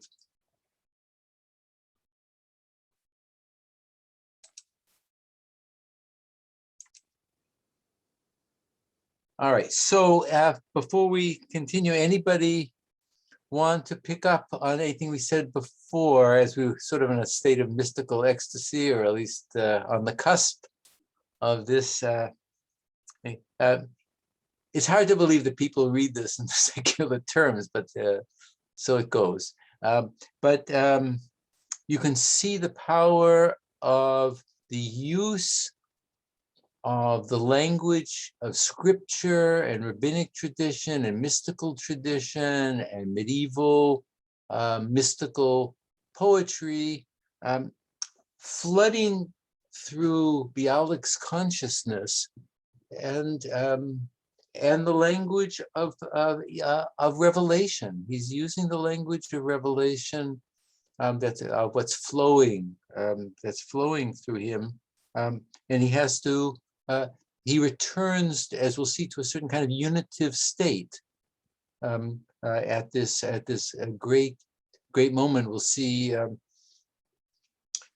but it's at the center. And again, the center is not spatial. It's at the center of his soul. It's at the place that you have to kind of be radically still, right? That language of stillness, where the pool is an absolute place of reflection, where language stops, where the soul is pure, that what flows through you is come in, and then he comes. We'll see. That's the mystical death of the poet. It is a mystical moment. Again, this the thing that I was alluding to, and I'm still trying to think it through myself. I want to add another thought that I'd had before. I think I had alluded to last time that beginning sort of in the early 19th century, one of the movements in German Romanticism, certainly reflected by people like Friedrich Schlegel and others, is this notion of the fragment, where this sense that we don't have canonical wholes anymore. We don't have. Anissa's coming back. Okay, there we go. So we don't have, like, I can't have access to the spiritual canon in any simple sense anymore. What would it mean to talk that I accept the totality of the tradition? We have fragments that we reinterpret, fragments that we realign, right? And what it's a much larger conversation, obviously, and it's related to the whole issue of hermeneutics and interpretation. But what's involved here, from the way I'm reading Bialik, is not just that he's taking fragments of the tradition. He's taking condensed points of language, phrases that condense huge levels of experience and awareness from the tradition. And he has produced a new spiritual mosaic. It's a mosaic that reflects his inner soul. And he inhabits that. And the question that is also bearing on us as readers is, what does it mean to read someone else's spiritual lyric? Because it's true for him. It's true for him.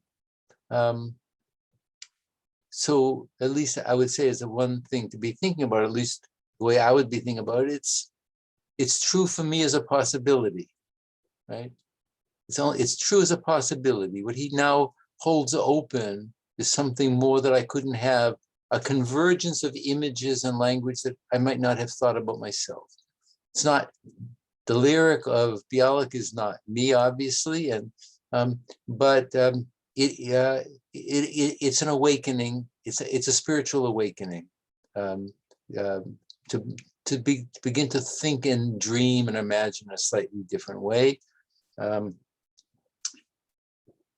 for him, it's to be on the inside of the pool. For us, it's still or for me, it's a longing. It's a longing, but it's in a certain sense, writing the poem is like writing a prayer, isn't it? He inscribes himself into that state of consciousness through the language of the poem.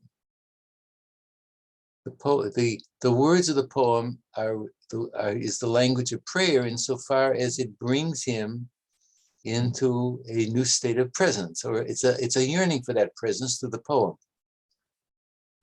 At least I think so, because he both remembers it and he yearns for it, and so it's in a certain sense, for all of us, sometimes the only way to get into a certain state of receptivity is to write fragments. It's a prayer of fragments, right? That bring you somewhere that you want to go, right? Maybe that's all we can really hope for at this point. And we can witness to the condensation of his language, but part of the modern issue that he's at least reflecting is the poet composes himself into the middle of his prayer. He composes himself into consciousness, right? If that makes sense to you guys. Sort of speaking my own language, but if it makes sense to you, I hope so. So let's, anybody want to pick up anything that I said last time? I want to re-emphasize this language of, at the top of page 17, or in English, where he says visioning. It's not just visioning, it's sofer. Sofer is to have prophetic and mystical consciousness. He's going to come back to that. And then he uses that again in the middle of that stanza where he says yearning for mitzvah, but it's a kind of an awareness. So let's now go to this climactic ending. So maybe someone will read it in English.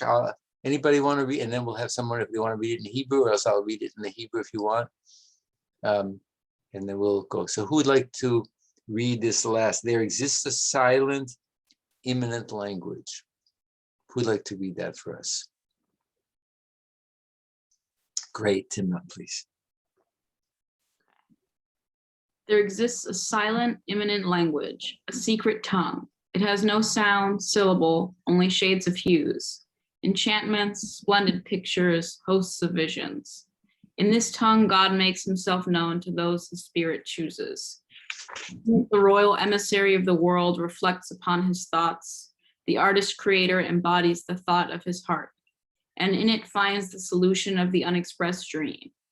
It is the language of images revealed in a strip of blue sky and in its expanse, in the purity of small silver clouds and in their dark mass, in the tremor of golden wheat, in the pride of mighty cedars, in the rustle of a dove's pure wing, and in the eagle wing's sweep, in the beauty of a man's body, in the aura of a glance, in the sea's wrath, in the waves' caprice and play, in the overflowing night, in the silence of falling stars, in the roar of light, in the rumble of sea flaming. With sunrises and sunsets, in this language, tongue of tongues, also the pool, formed for me her eternal riddle, hidden there in the shade, bright, serene, silent. She looks at everything and all is envisioned in her. With all she changes. It seemed to me she was the open pupil, the eye of the forest royal emissary, great in mysteries and in patient, profound meditations. Okay. So we're going to have to kind of fix up the translation here and there, but anybody want to read the Hebrew? Anybody do you want me to read the Hebrew, or should we just move to the English? Let me do the Hebrew then. Maytel, did you want to do the Hebrew? No? All right, so so you can feel somewhat of the rhythm of that. Sfat elim charishit yesh, v'shon chashaim, lo kol v'lo havara la, ach gabnei givanim, uksamim la, utmunot hod utzva chezyonot, v'lashon zo yitvada el, v'vechirei rucho. Uva yaharhel sar haolam etir hurav, v'yotzer aman yiglom ba, hagig levavo matza pitron ba, lachlom lo hagui.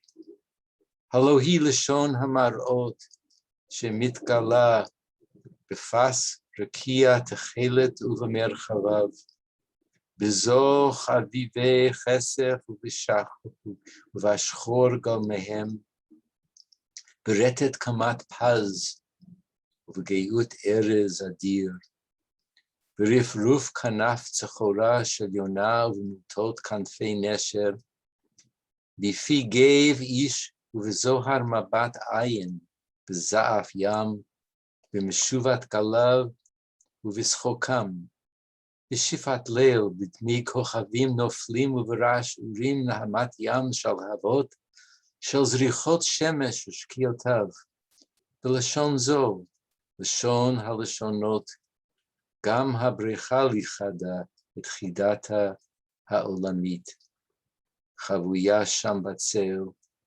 behira sheleva machasha, bakol Sofiya v'hakol tzafui ba, ve'im hakol mishtana, li nidmata, ki'ilu hi bat ayin pekucha, shel sar hayad, gedol harazim, ve'erech hasarapot. So let me pick up on a couple of features here, and then I want to hear from you. Okay. So let me just roughly translate that first line. Sfat elim charishit yesh. There's a silent speech of gods, right? It's not silent immanent language, but there's a silent speech of the gods, a language of deep silence. It has no sound.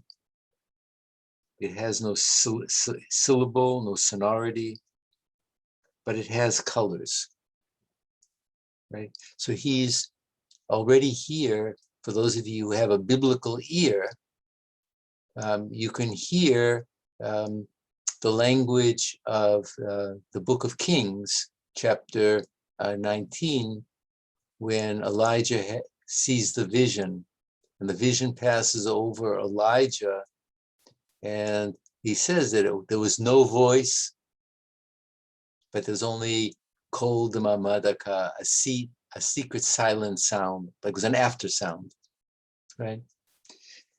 So the deep language is this language of gavnei gavanim, just emergent colors, the spectrum. The first language is spectrum, right? It's not the language of sound, it's the language of visuality, of perception. Uksamimla, it has a magic. It has an enchantment. Utemunat hod utzfach ezinot.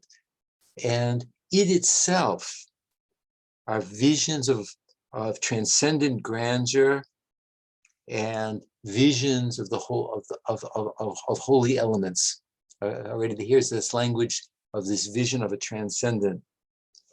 Bilashon zo, in this language, Yitvada el levchirei rucho. This is the language in which God makes himself known to the chosen of his spirit. Right? Right? It's the language of that reflecting pool. It's the language of color. It's the first language. And then he goes on to say, it's in that language that the Sar HaOlam, the kind of the majestic divine being of all beings, it's not royal emissary, but it's a divine majesty, dreams its own thoughts, right? There's a kind of thinking within being, as if we might say, there's a thinking within being that manifests itself as color, right? If we can talk like that, right? We have to talk poetically. The thinking within being thinks color. That's the language of God, right? The thinking of the divine being thinks shape, right? What would be the language of God? Hello? That's not, right? God doesn't say hello, right? So what would be a divine language? That's what the poet is. What's the divine language? Thou shalt not kill? Maybe, but that's not the first language, right? That's not the first language. So he's saying, he's trying to say, what is the first primordial divine language? That would be something that we could honestly say is a language of God. Language of culture may come after that. And maybe the language of culture is a refraction of the language, that first language, right? Maybe, or maybe other traditions will say that it's the same language, or it's a different language in different modalities. But he's speaking poetically.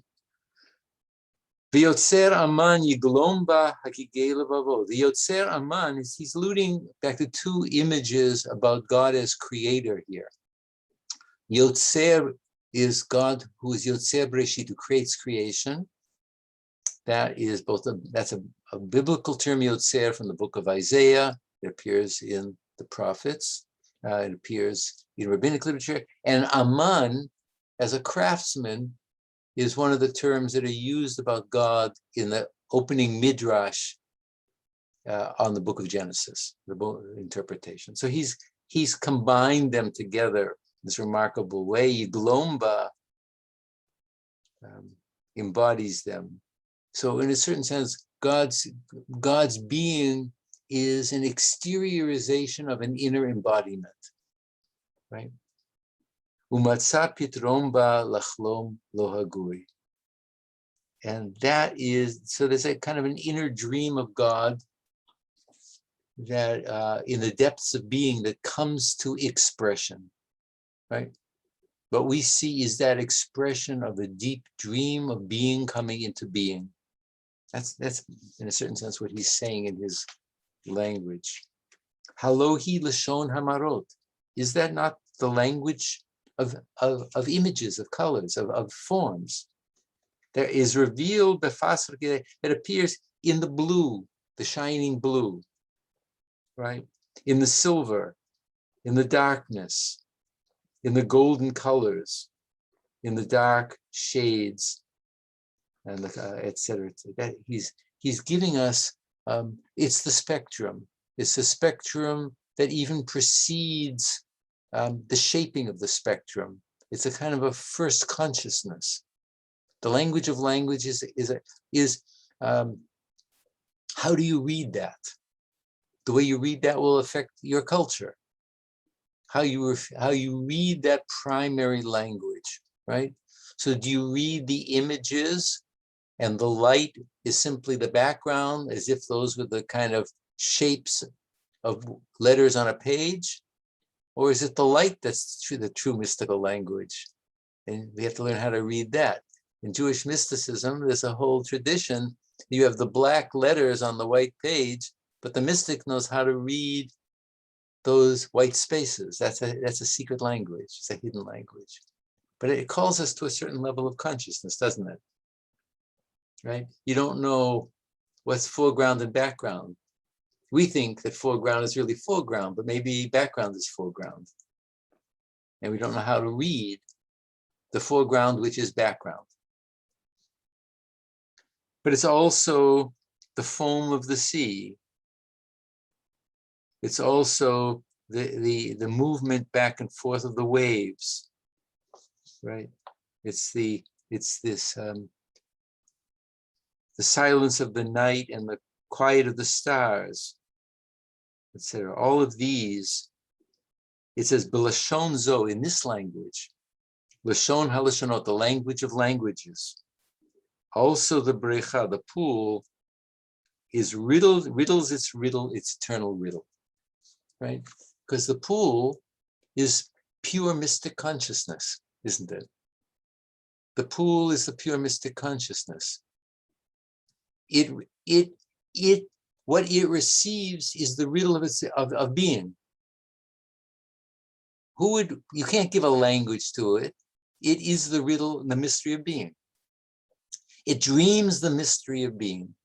It dreams the riddle of God, who is dreaming this of the creative God from the outside.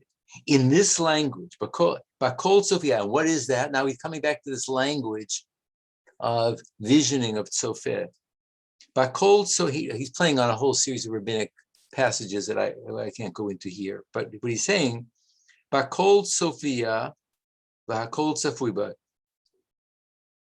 it envisions everything, and everything is envisioned in it, right? There's no inside and outside.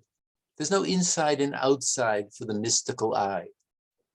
There's no inside and outside for the true consciousness, for the poetic consciousness. There's no inside and outside. Remember that the two worlds, it's not there two, they're both interconnected frames of refraction, right? Bakol Sophia, it sees everything, and everything is seen in it. There's no transcendence and immanence. Immanence is transcendent. Ve'im hakol mishtane. And despite that, it's not that it's not something static. It's constantly changing. The truth of God's language is constantly changing. It's the variety. It's the multiplicity. It's the beauty of changing color. That's the language that's the language behind scripture. It's the language of language. It's the divine language before God speaks a language we can understand, right? It's that holy of holy language, he's saying. Li nidmata. And I imagined, so here's now the poet, when he was a child, when he felt that he died into this state.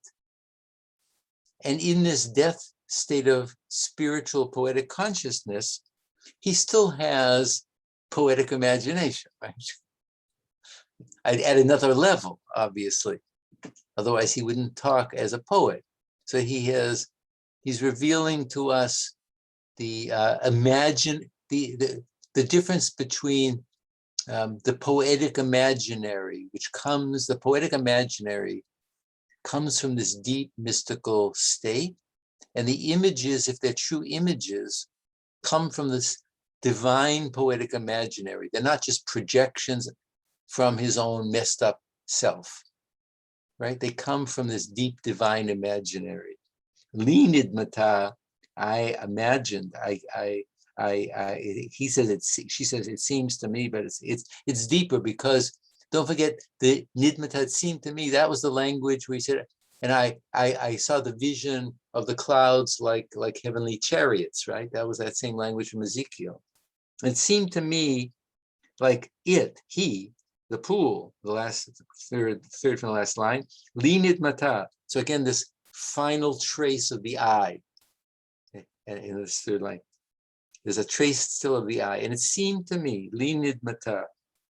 So there's a kind of a pulling back from an absolute, once that spiritual poetic death has receded,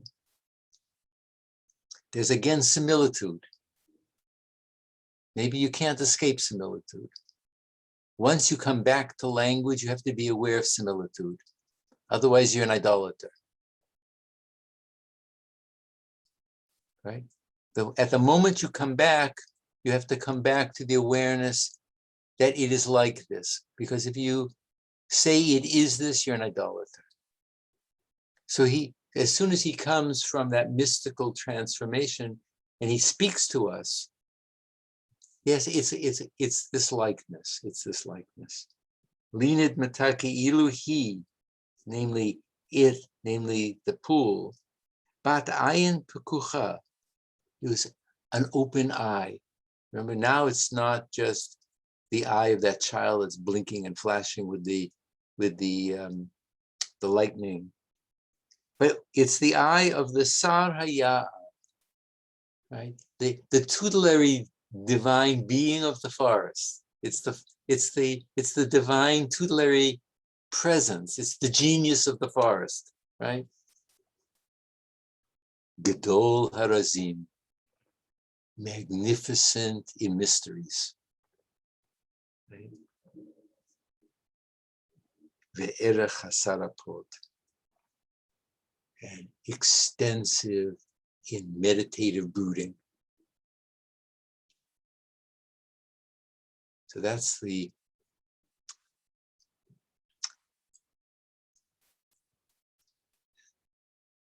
the language that Bialik is using to speak of an unsayable language, right? He's revealing to us in a sayable. So for the poet, it is that it's effable, but it has to be effable with great restraint. So and that's part of what the simile is doing, right? He let us know something of the transformation of consciousness, and then he's telling us what the language of language is. But now he's back in our world of speech, right? That's not really what the language of language is, right? It's not really what the divine imaginary is, right? It's our language about that. So we're back.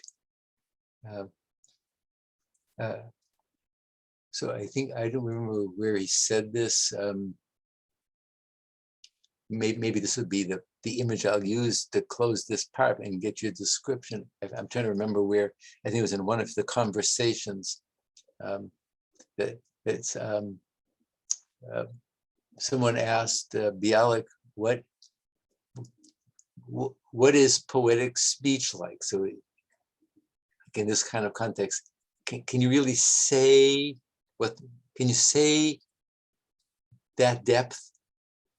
And he said, it's like kissing a bride through the veil, right? It's kissing the bride through the veil. So you feel the veil, right? But you're kissing the bride. So I want to hear from you guys. I want to hear from you guys. I want to learn from what you have. What's going on in your heads?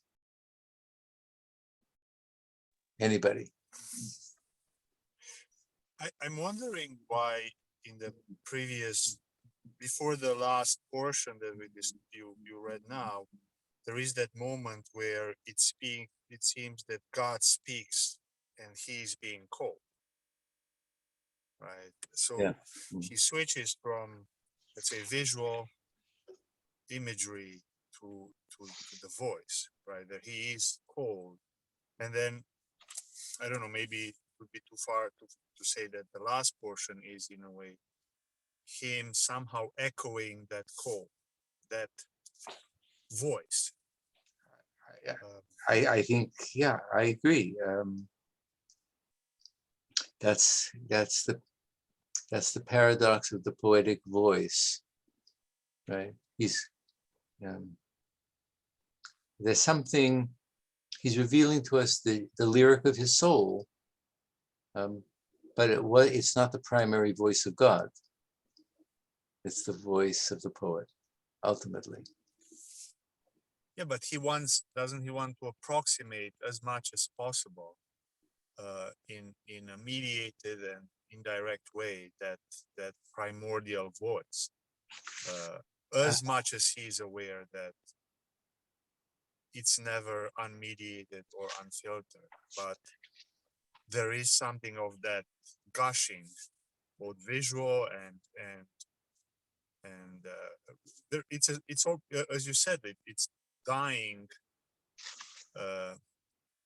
mystical dying, but also the synesthetic encounter. So And then I don't know. crystal-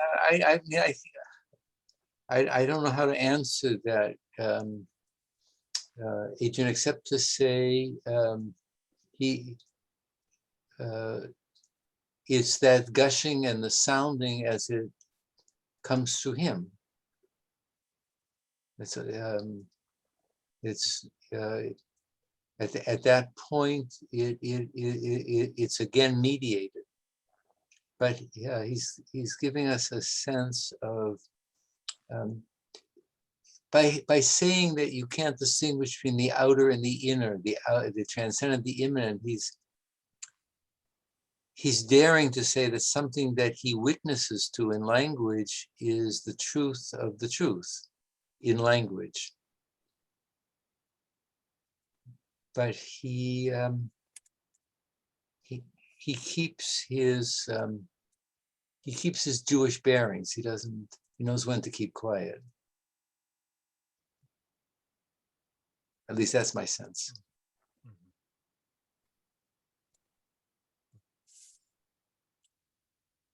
Anybody else? Yes, Oliver. Yeah, I'm really curious about how this poem was received critically, just because of the way that it was, the way that it straddles the secular and the religious, and the way that it positions itself poetically, and sort of it's in both of these worlds. Did people embrace this poem initially, or was it were people sort of critical of its blending of Well, it's a longer discussion, but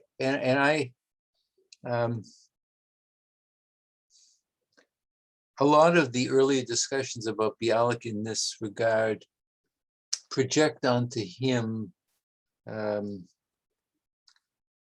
this dichotomy between the subjective I and the world of nature. I'm trying to slightly break that down. It's not just the I and nature. He remains a spiritually profound person for whom this older language is in seeing in this language, this world is experienced in a different way. And a lot of those who were trying to flee to secularism and wanted to simply see this as a heightened romanticism. Maybe partly answering your issue, I can, we've been talking about this issue of sacred and profane language. So there's one talk that Bialik gave in the 20s. And the last pages that were transcribed, it's called Kodesh V'chol. So he was speaking at a linguistic conference, and people trying to support the revival of modern Hebrew, et cetera, et cetera. And he made a very interesting distinction, and I think it helps us in our problem.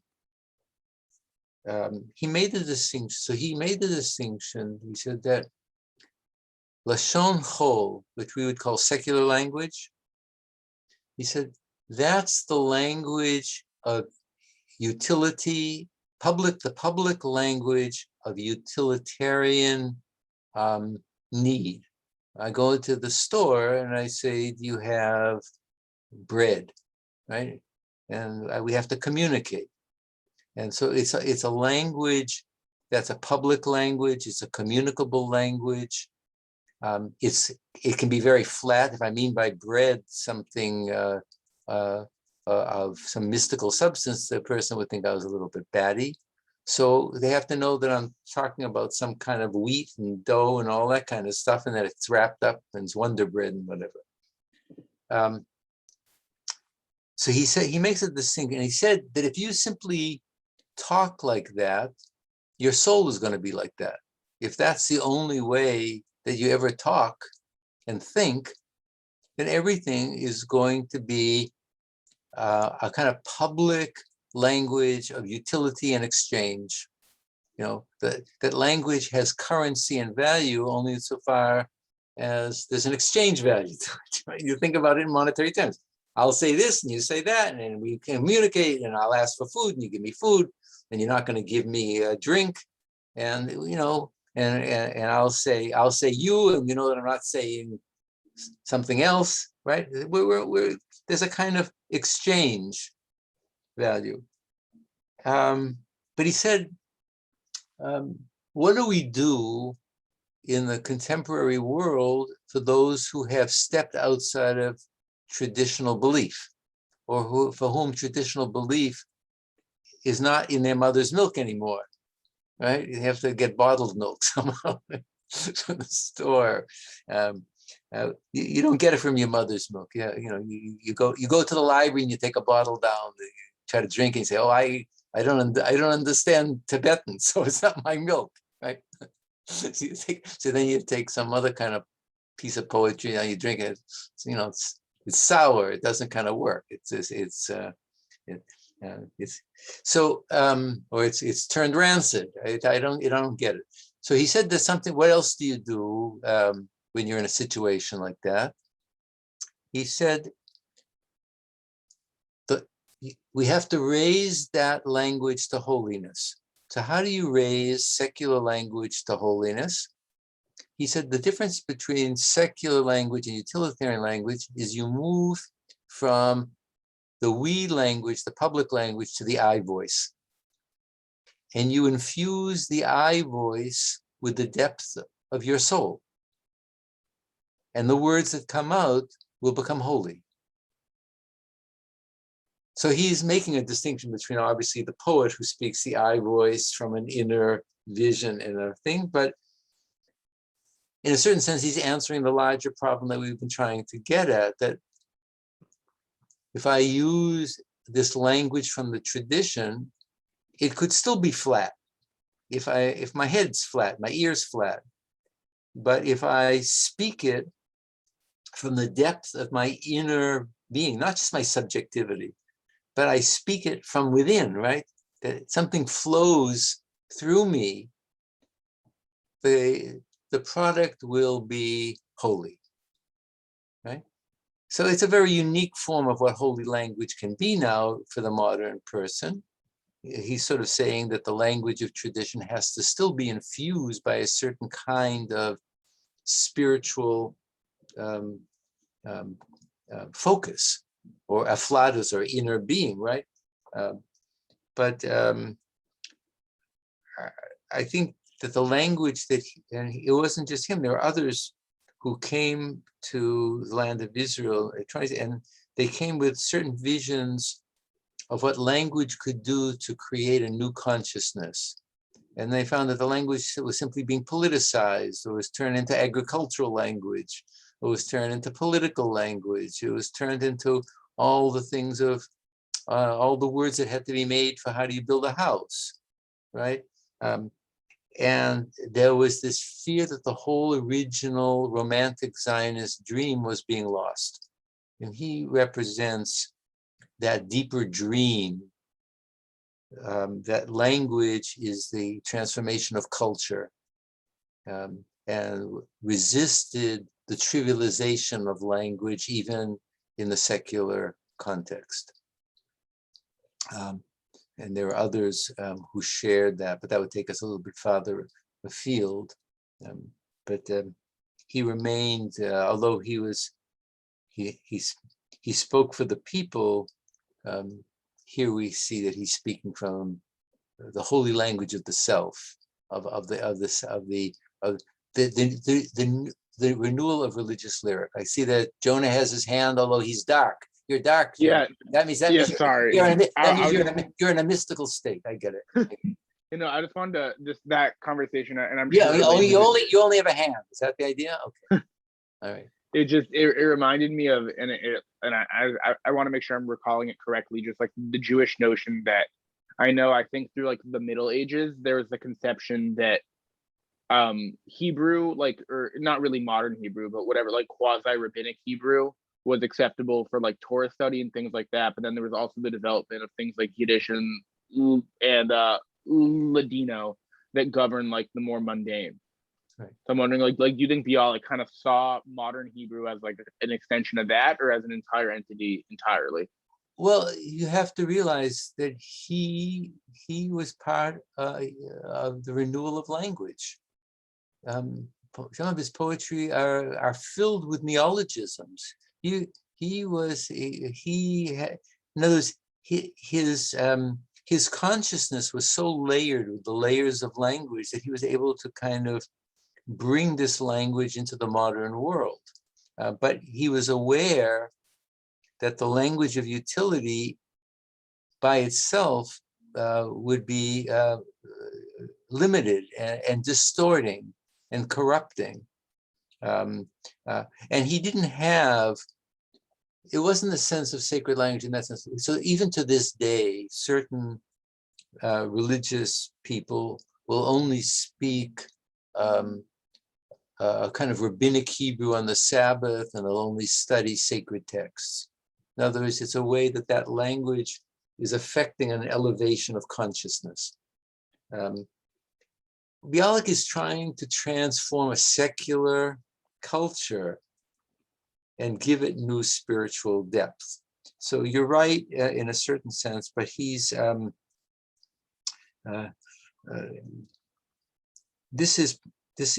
he's in the spectrum of the renewal of the Hebrew language as able to speak the language of the street. That you can talk to people. It wasn't the language of the street; it was only a holy language. And Yiddish or the common language might have been the place in Eastern Europe. Ladino was what you spoke. If you spoke in Judeo-Spanish, or there was a Judeo-Greek, and there's a Judeo-Romanot, and those are Judeo-Romanian. There was all these mixture languages that the Jews had. But this was a kind of going to transform the soul by a renewal of the language. So it's the language itself in the poem is astonishing, and if you're not aware of its depth, I'm trying to help you get at least a little bit sense of the resonantal depth. Then the cultures can only really work when people speak a language and there's resonance and depth, that you draw from a deeper place. You can't, the language of poetry and language of prayer can't be the language of the everyday. There has to be, a private liturgical language. The language that I recite my prayers in is not the same dialect of Hebrew that I speak modern Hebrew if I was speaking modern Hebrew. Because they work at different levels of consciousness. And I would say the language that I'm talking to you as a talk about the poetry is not the language that I'll talk if I meet someone on the street. Right? I think we're trying to speak in a different cadence, a different breathing rhythm. We want the imagery to work. you're giving me space to speak elusively, right? People on the street might not do that, you know, like, get to the point, man, right? You know, say what you want, but we're earning the right in the class. That's one, maybe part of the sacred moment of being in a class. After we're trusting each other to speak elusively and saying something that the words are saying something of a much deeper content and that we wouldn't have said maybe 4 or 5 weeks ago, right? And then when we go off and I'm going to meet someone in another couple of hours, we're going to go for a walk. It's going to be slightly different language. Even though he's going to ask me some personal questions, I'm not going to answer. I'll filter, like you do. It depends who you're talking to. You're going to filter, or you express yourself. So this is, you know, so the poet is trying to do something for us. He's trying to give us something holy. And that's what we do for each other when you have a friend that you can talk to or that you can speak elusively to. You know, then you're talking soul to soul with a person.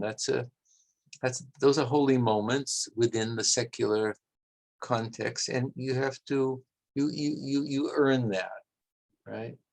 And then there's, of course, the language of language, which is the silence when you're walking in the forest, or if prayer is only a silent language, then that is the language of languages. I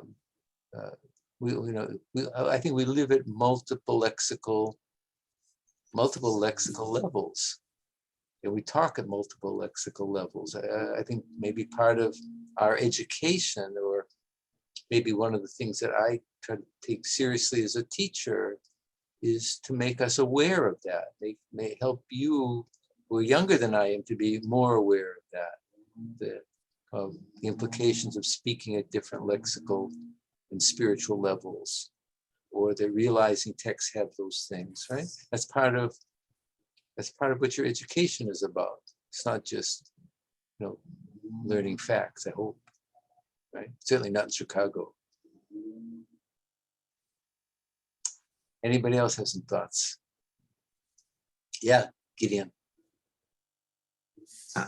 Sorry, I'm still trying to formulate this thought exactly. Because like right now, it's more just this feeling of like, I don't know, especially the latter half of this poem feels like it just puts the poet, and particularly the religious poet, in an almost impossible position. All this language of silence and the silent language and the silent feeling sort of makes me wonder, and I guess maybe I'm connecting it to the poem we had to read for this week a little bit too, and thinking about like, to what degree can Bialik, or any poet who sort of aims to, like, to what degree can the poet be asked either by the world, or even can they ask themselves to be sort of a conduit for this silent language?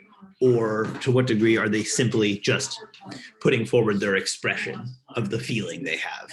And I don't have any answer to that, but I do think it's interesting that Bialik, I guess, sort of engages so directly and acknowledges the sort of inexpressibility of this language, or the silent immanent language. And so Bialik, I guess Bialik is a great man. I think, Yeah. well, me, from my point of view. I will deal with that. I know that you are on He Gazed and so on. I will talk about that at the end of our, I'm deferring that. We're going to read Revealment, Concealment, and I'll deal with that poem at the end because it's filled with ambiguities, and I think I decided I wanted to put it off to that point. Look, I think you're reflecting, getting what you wrote in your paper. You're not any clearer now than you were about then. I mean, you're just you're reflecting the honesty of how to deal with that. I don't. I think part of the issue is to try to become as pure and clean as possible.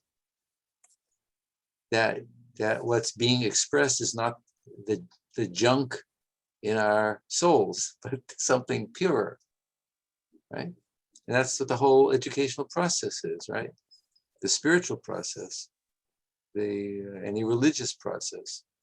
And some people have this remarkable divine gift to begin to say that so that we can be puzzled about our own lives. That's, but I think Bialik's melancholy is because he's caught between language and non-language and expressibility and a lost pure lyric and this recovery, which is a kind of true recovery, but it's not the recovery and it's not the true language, but what the hell can you do? I mean, so it's, so he helps us feel that. And that's an important thing to feel. It's not like you have to have an answer. To feel that problematic is a great thing. And to feel that confusion. And then to deal with it in moral terms, not just to live out the confusion. Right. Adrian, let's see, Benjamin first. Yeah. I think, yeah, I also think I was feeling what Gideon was feeling, in that there seems to be a kind of futility to the project of trying to describe a kind of pre-verbal language in verbal terms. But at the same time, I think that there's a value in doing it, and he clearly must see a value in doing it, otherwise he wouldn't be kind of writing the poem in the first place. And beyond that, I think there's a value to doing it in Hebrew, because Bialik also has kind of a corpus of poetry that he wrote in Yiddish. And so, you know, he must see some kind of purpose in striving to represent this language in Hebrew, using these wealth of allusions that exist and setting up a kind of rich tapestry of rabbinic and biblical allusions that add a cultural depth to the language, in searching for this kind of divine pre-verbal language that kind of is worth striving for, even if it's impossible to achieve. Yeah, he reveals the depth behind words, right? To some degree, yeah, I agree. I thoroughly agree. Yeah, I think we'll see more as we get into his theory of language and what it means to see the world and put words to the world. That's what we're going to see in 2 weeks when we meet again. And then we see that final poem of to gaze and think. Maybe he'll gesture a little bit more. I'm holding back a little because I want to see how that goes. But the great poet, and Bialik was a great poet, is constantly aware of the emergence of the silent language into sound. If you can be aware of that, you're on the way to have a poetic consciousness or religious consciousness. From silence to sound, and then the implication of the patterning of sound. Poets live in that space, right? And I think and certain religious people do too. So that's what he's helping us think about. We'll talk a lot more about that too. So, Adrian, did you want to say something, or you took your hand down? Yeah, no. If there is time. Yeah, time for one more, because then I completely agree with the different points that were put out, and I was reading Paul Celan, or Celan as the German, and he was also involved in this, right? Retrieving or reusing language, especially a language that for him was very tainted, right? But the difference in nuances or valences between Celan and Bialik are interesting, right? Because he's attempting something, but he's always ending up on the side of the nihil, of the nothingness. So actually, you're hitting on something. I was thinking of one of the poems I'm going to deal at the very end of the class. And I'm going to come back to one of the things that we dealt with. And there's a very interesting poem by Celan where he gives the dark side of the moon of the same thing. And we'll try what you're talking about. And I think maybe I'll do that towards the end, so we can see that the same image from two different vectors. Right. Yeah. And, it's Bialik is amazing because he brings so right. He has the ecstasis of nature, right, which we see in Whitman. But what you lack sometimes in Whitman is this interiority, this fusion of the outside with it's just all pure ecstasy there. Yeah. And then you, as you say, and I think Heidegger's discussion of language is very relevant here. His writings about both Rilke and Hölderlin, both are in part of that enterprise to find a way to use language beyond the way language was objectified and reduced to. Nevertheless, they are not able anymore, Rilke or Hölderlin, to retrieve not anything from the Christian heritage. Right? They revert to the Greek gods. Right. So, yeah, Bialik is quite amazing in that respect. Yeah, right. So I would just mention, obviously we don't have time to do the Rilke. If anybody wants to write their one of your papers comparing the pool to Rilke's poem that we just saw that I had given you, that would be an acceptable paper. I was going to talk about this as from a comparative poetic point of view, but that might be something you want to do. Adrian's point is absolutely essential.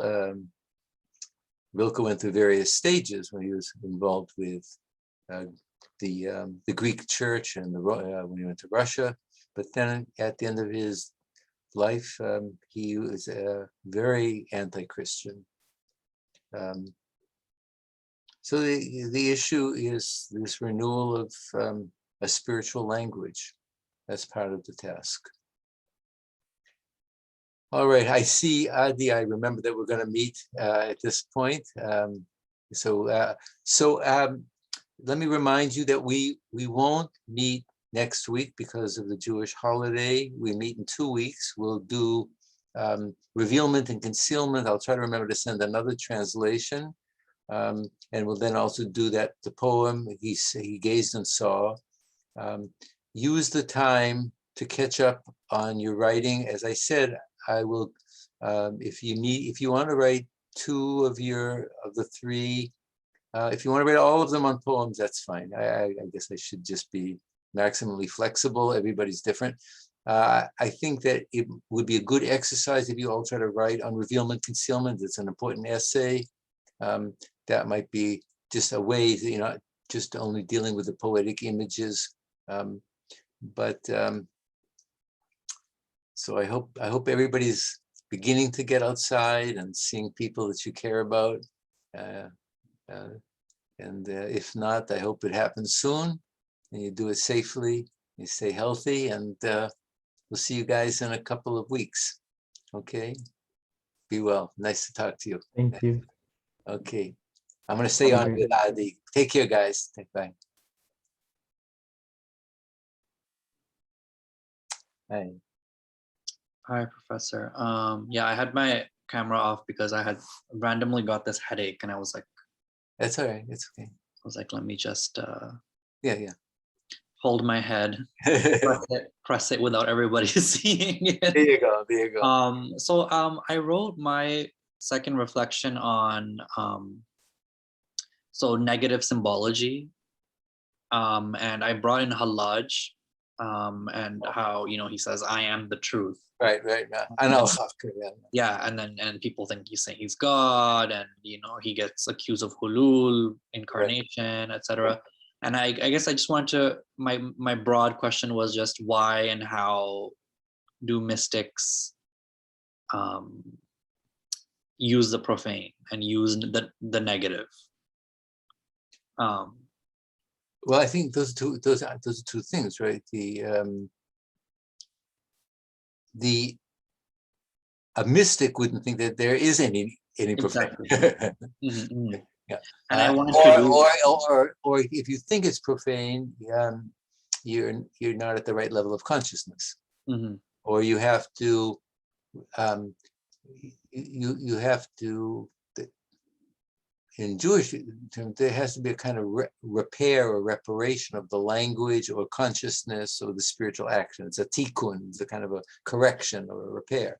Yeah. The negative, I'm not sure exactly, but there's a negative theology, a negative language.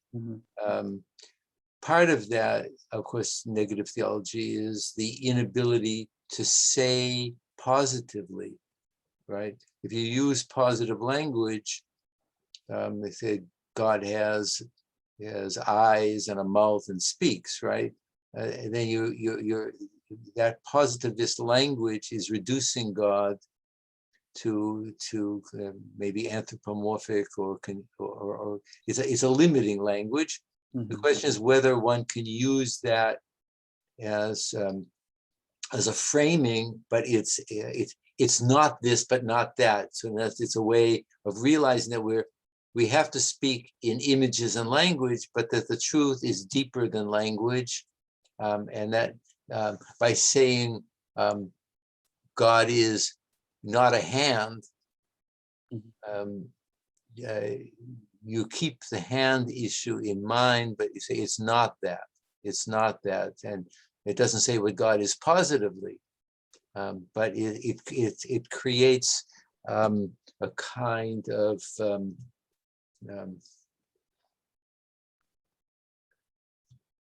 diffusing the idolatrous potential of language when you're speaking about God, right? So I used Wolfson to sort of make sense of it. So part of it, his argument is that, the words that are used in mystical poetry, they're perforated in meaning, like they can have many meanings. And I think he talks about this word term called Sephirot. Right. So Sephirot are the kind of the divine gradations in the unfolding of the mystical world. Yeah. So that I sort of compared that with Hak, right? And then, the reason why, Hallaj even gets in trouble is because that word is so rich in semantic meaning, etc. Right. So that was okay. I think that where I had trouble, it was with the argument that he makes in the first part, and so remind me of his I guess paper, where he's talking about he says that reading. I'm just gonna shut up the recording so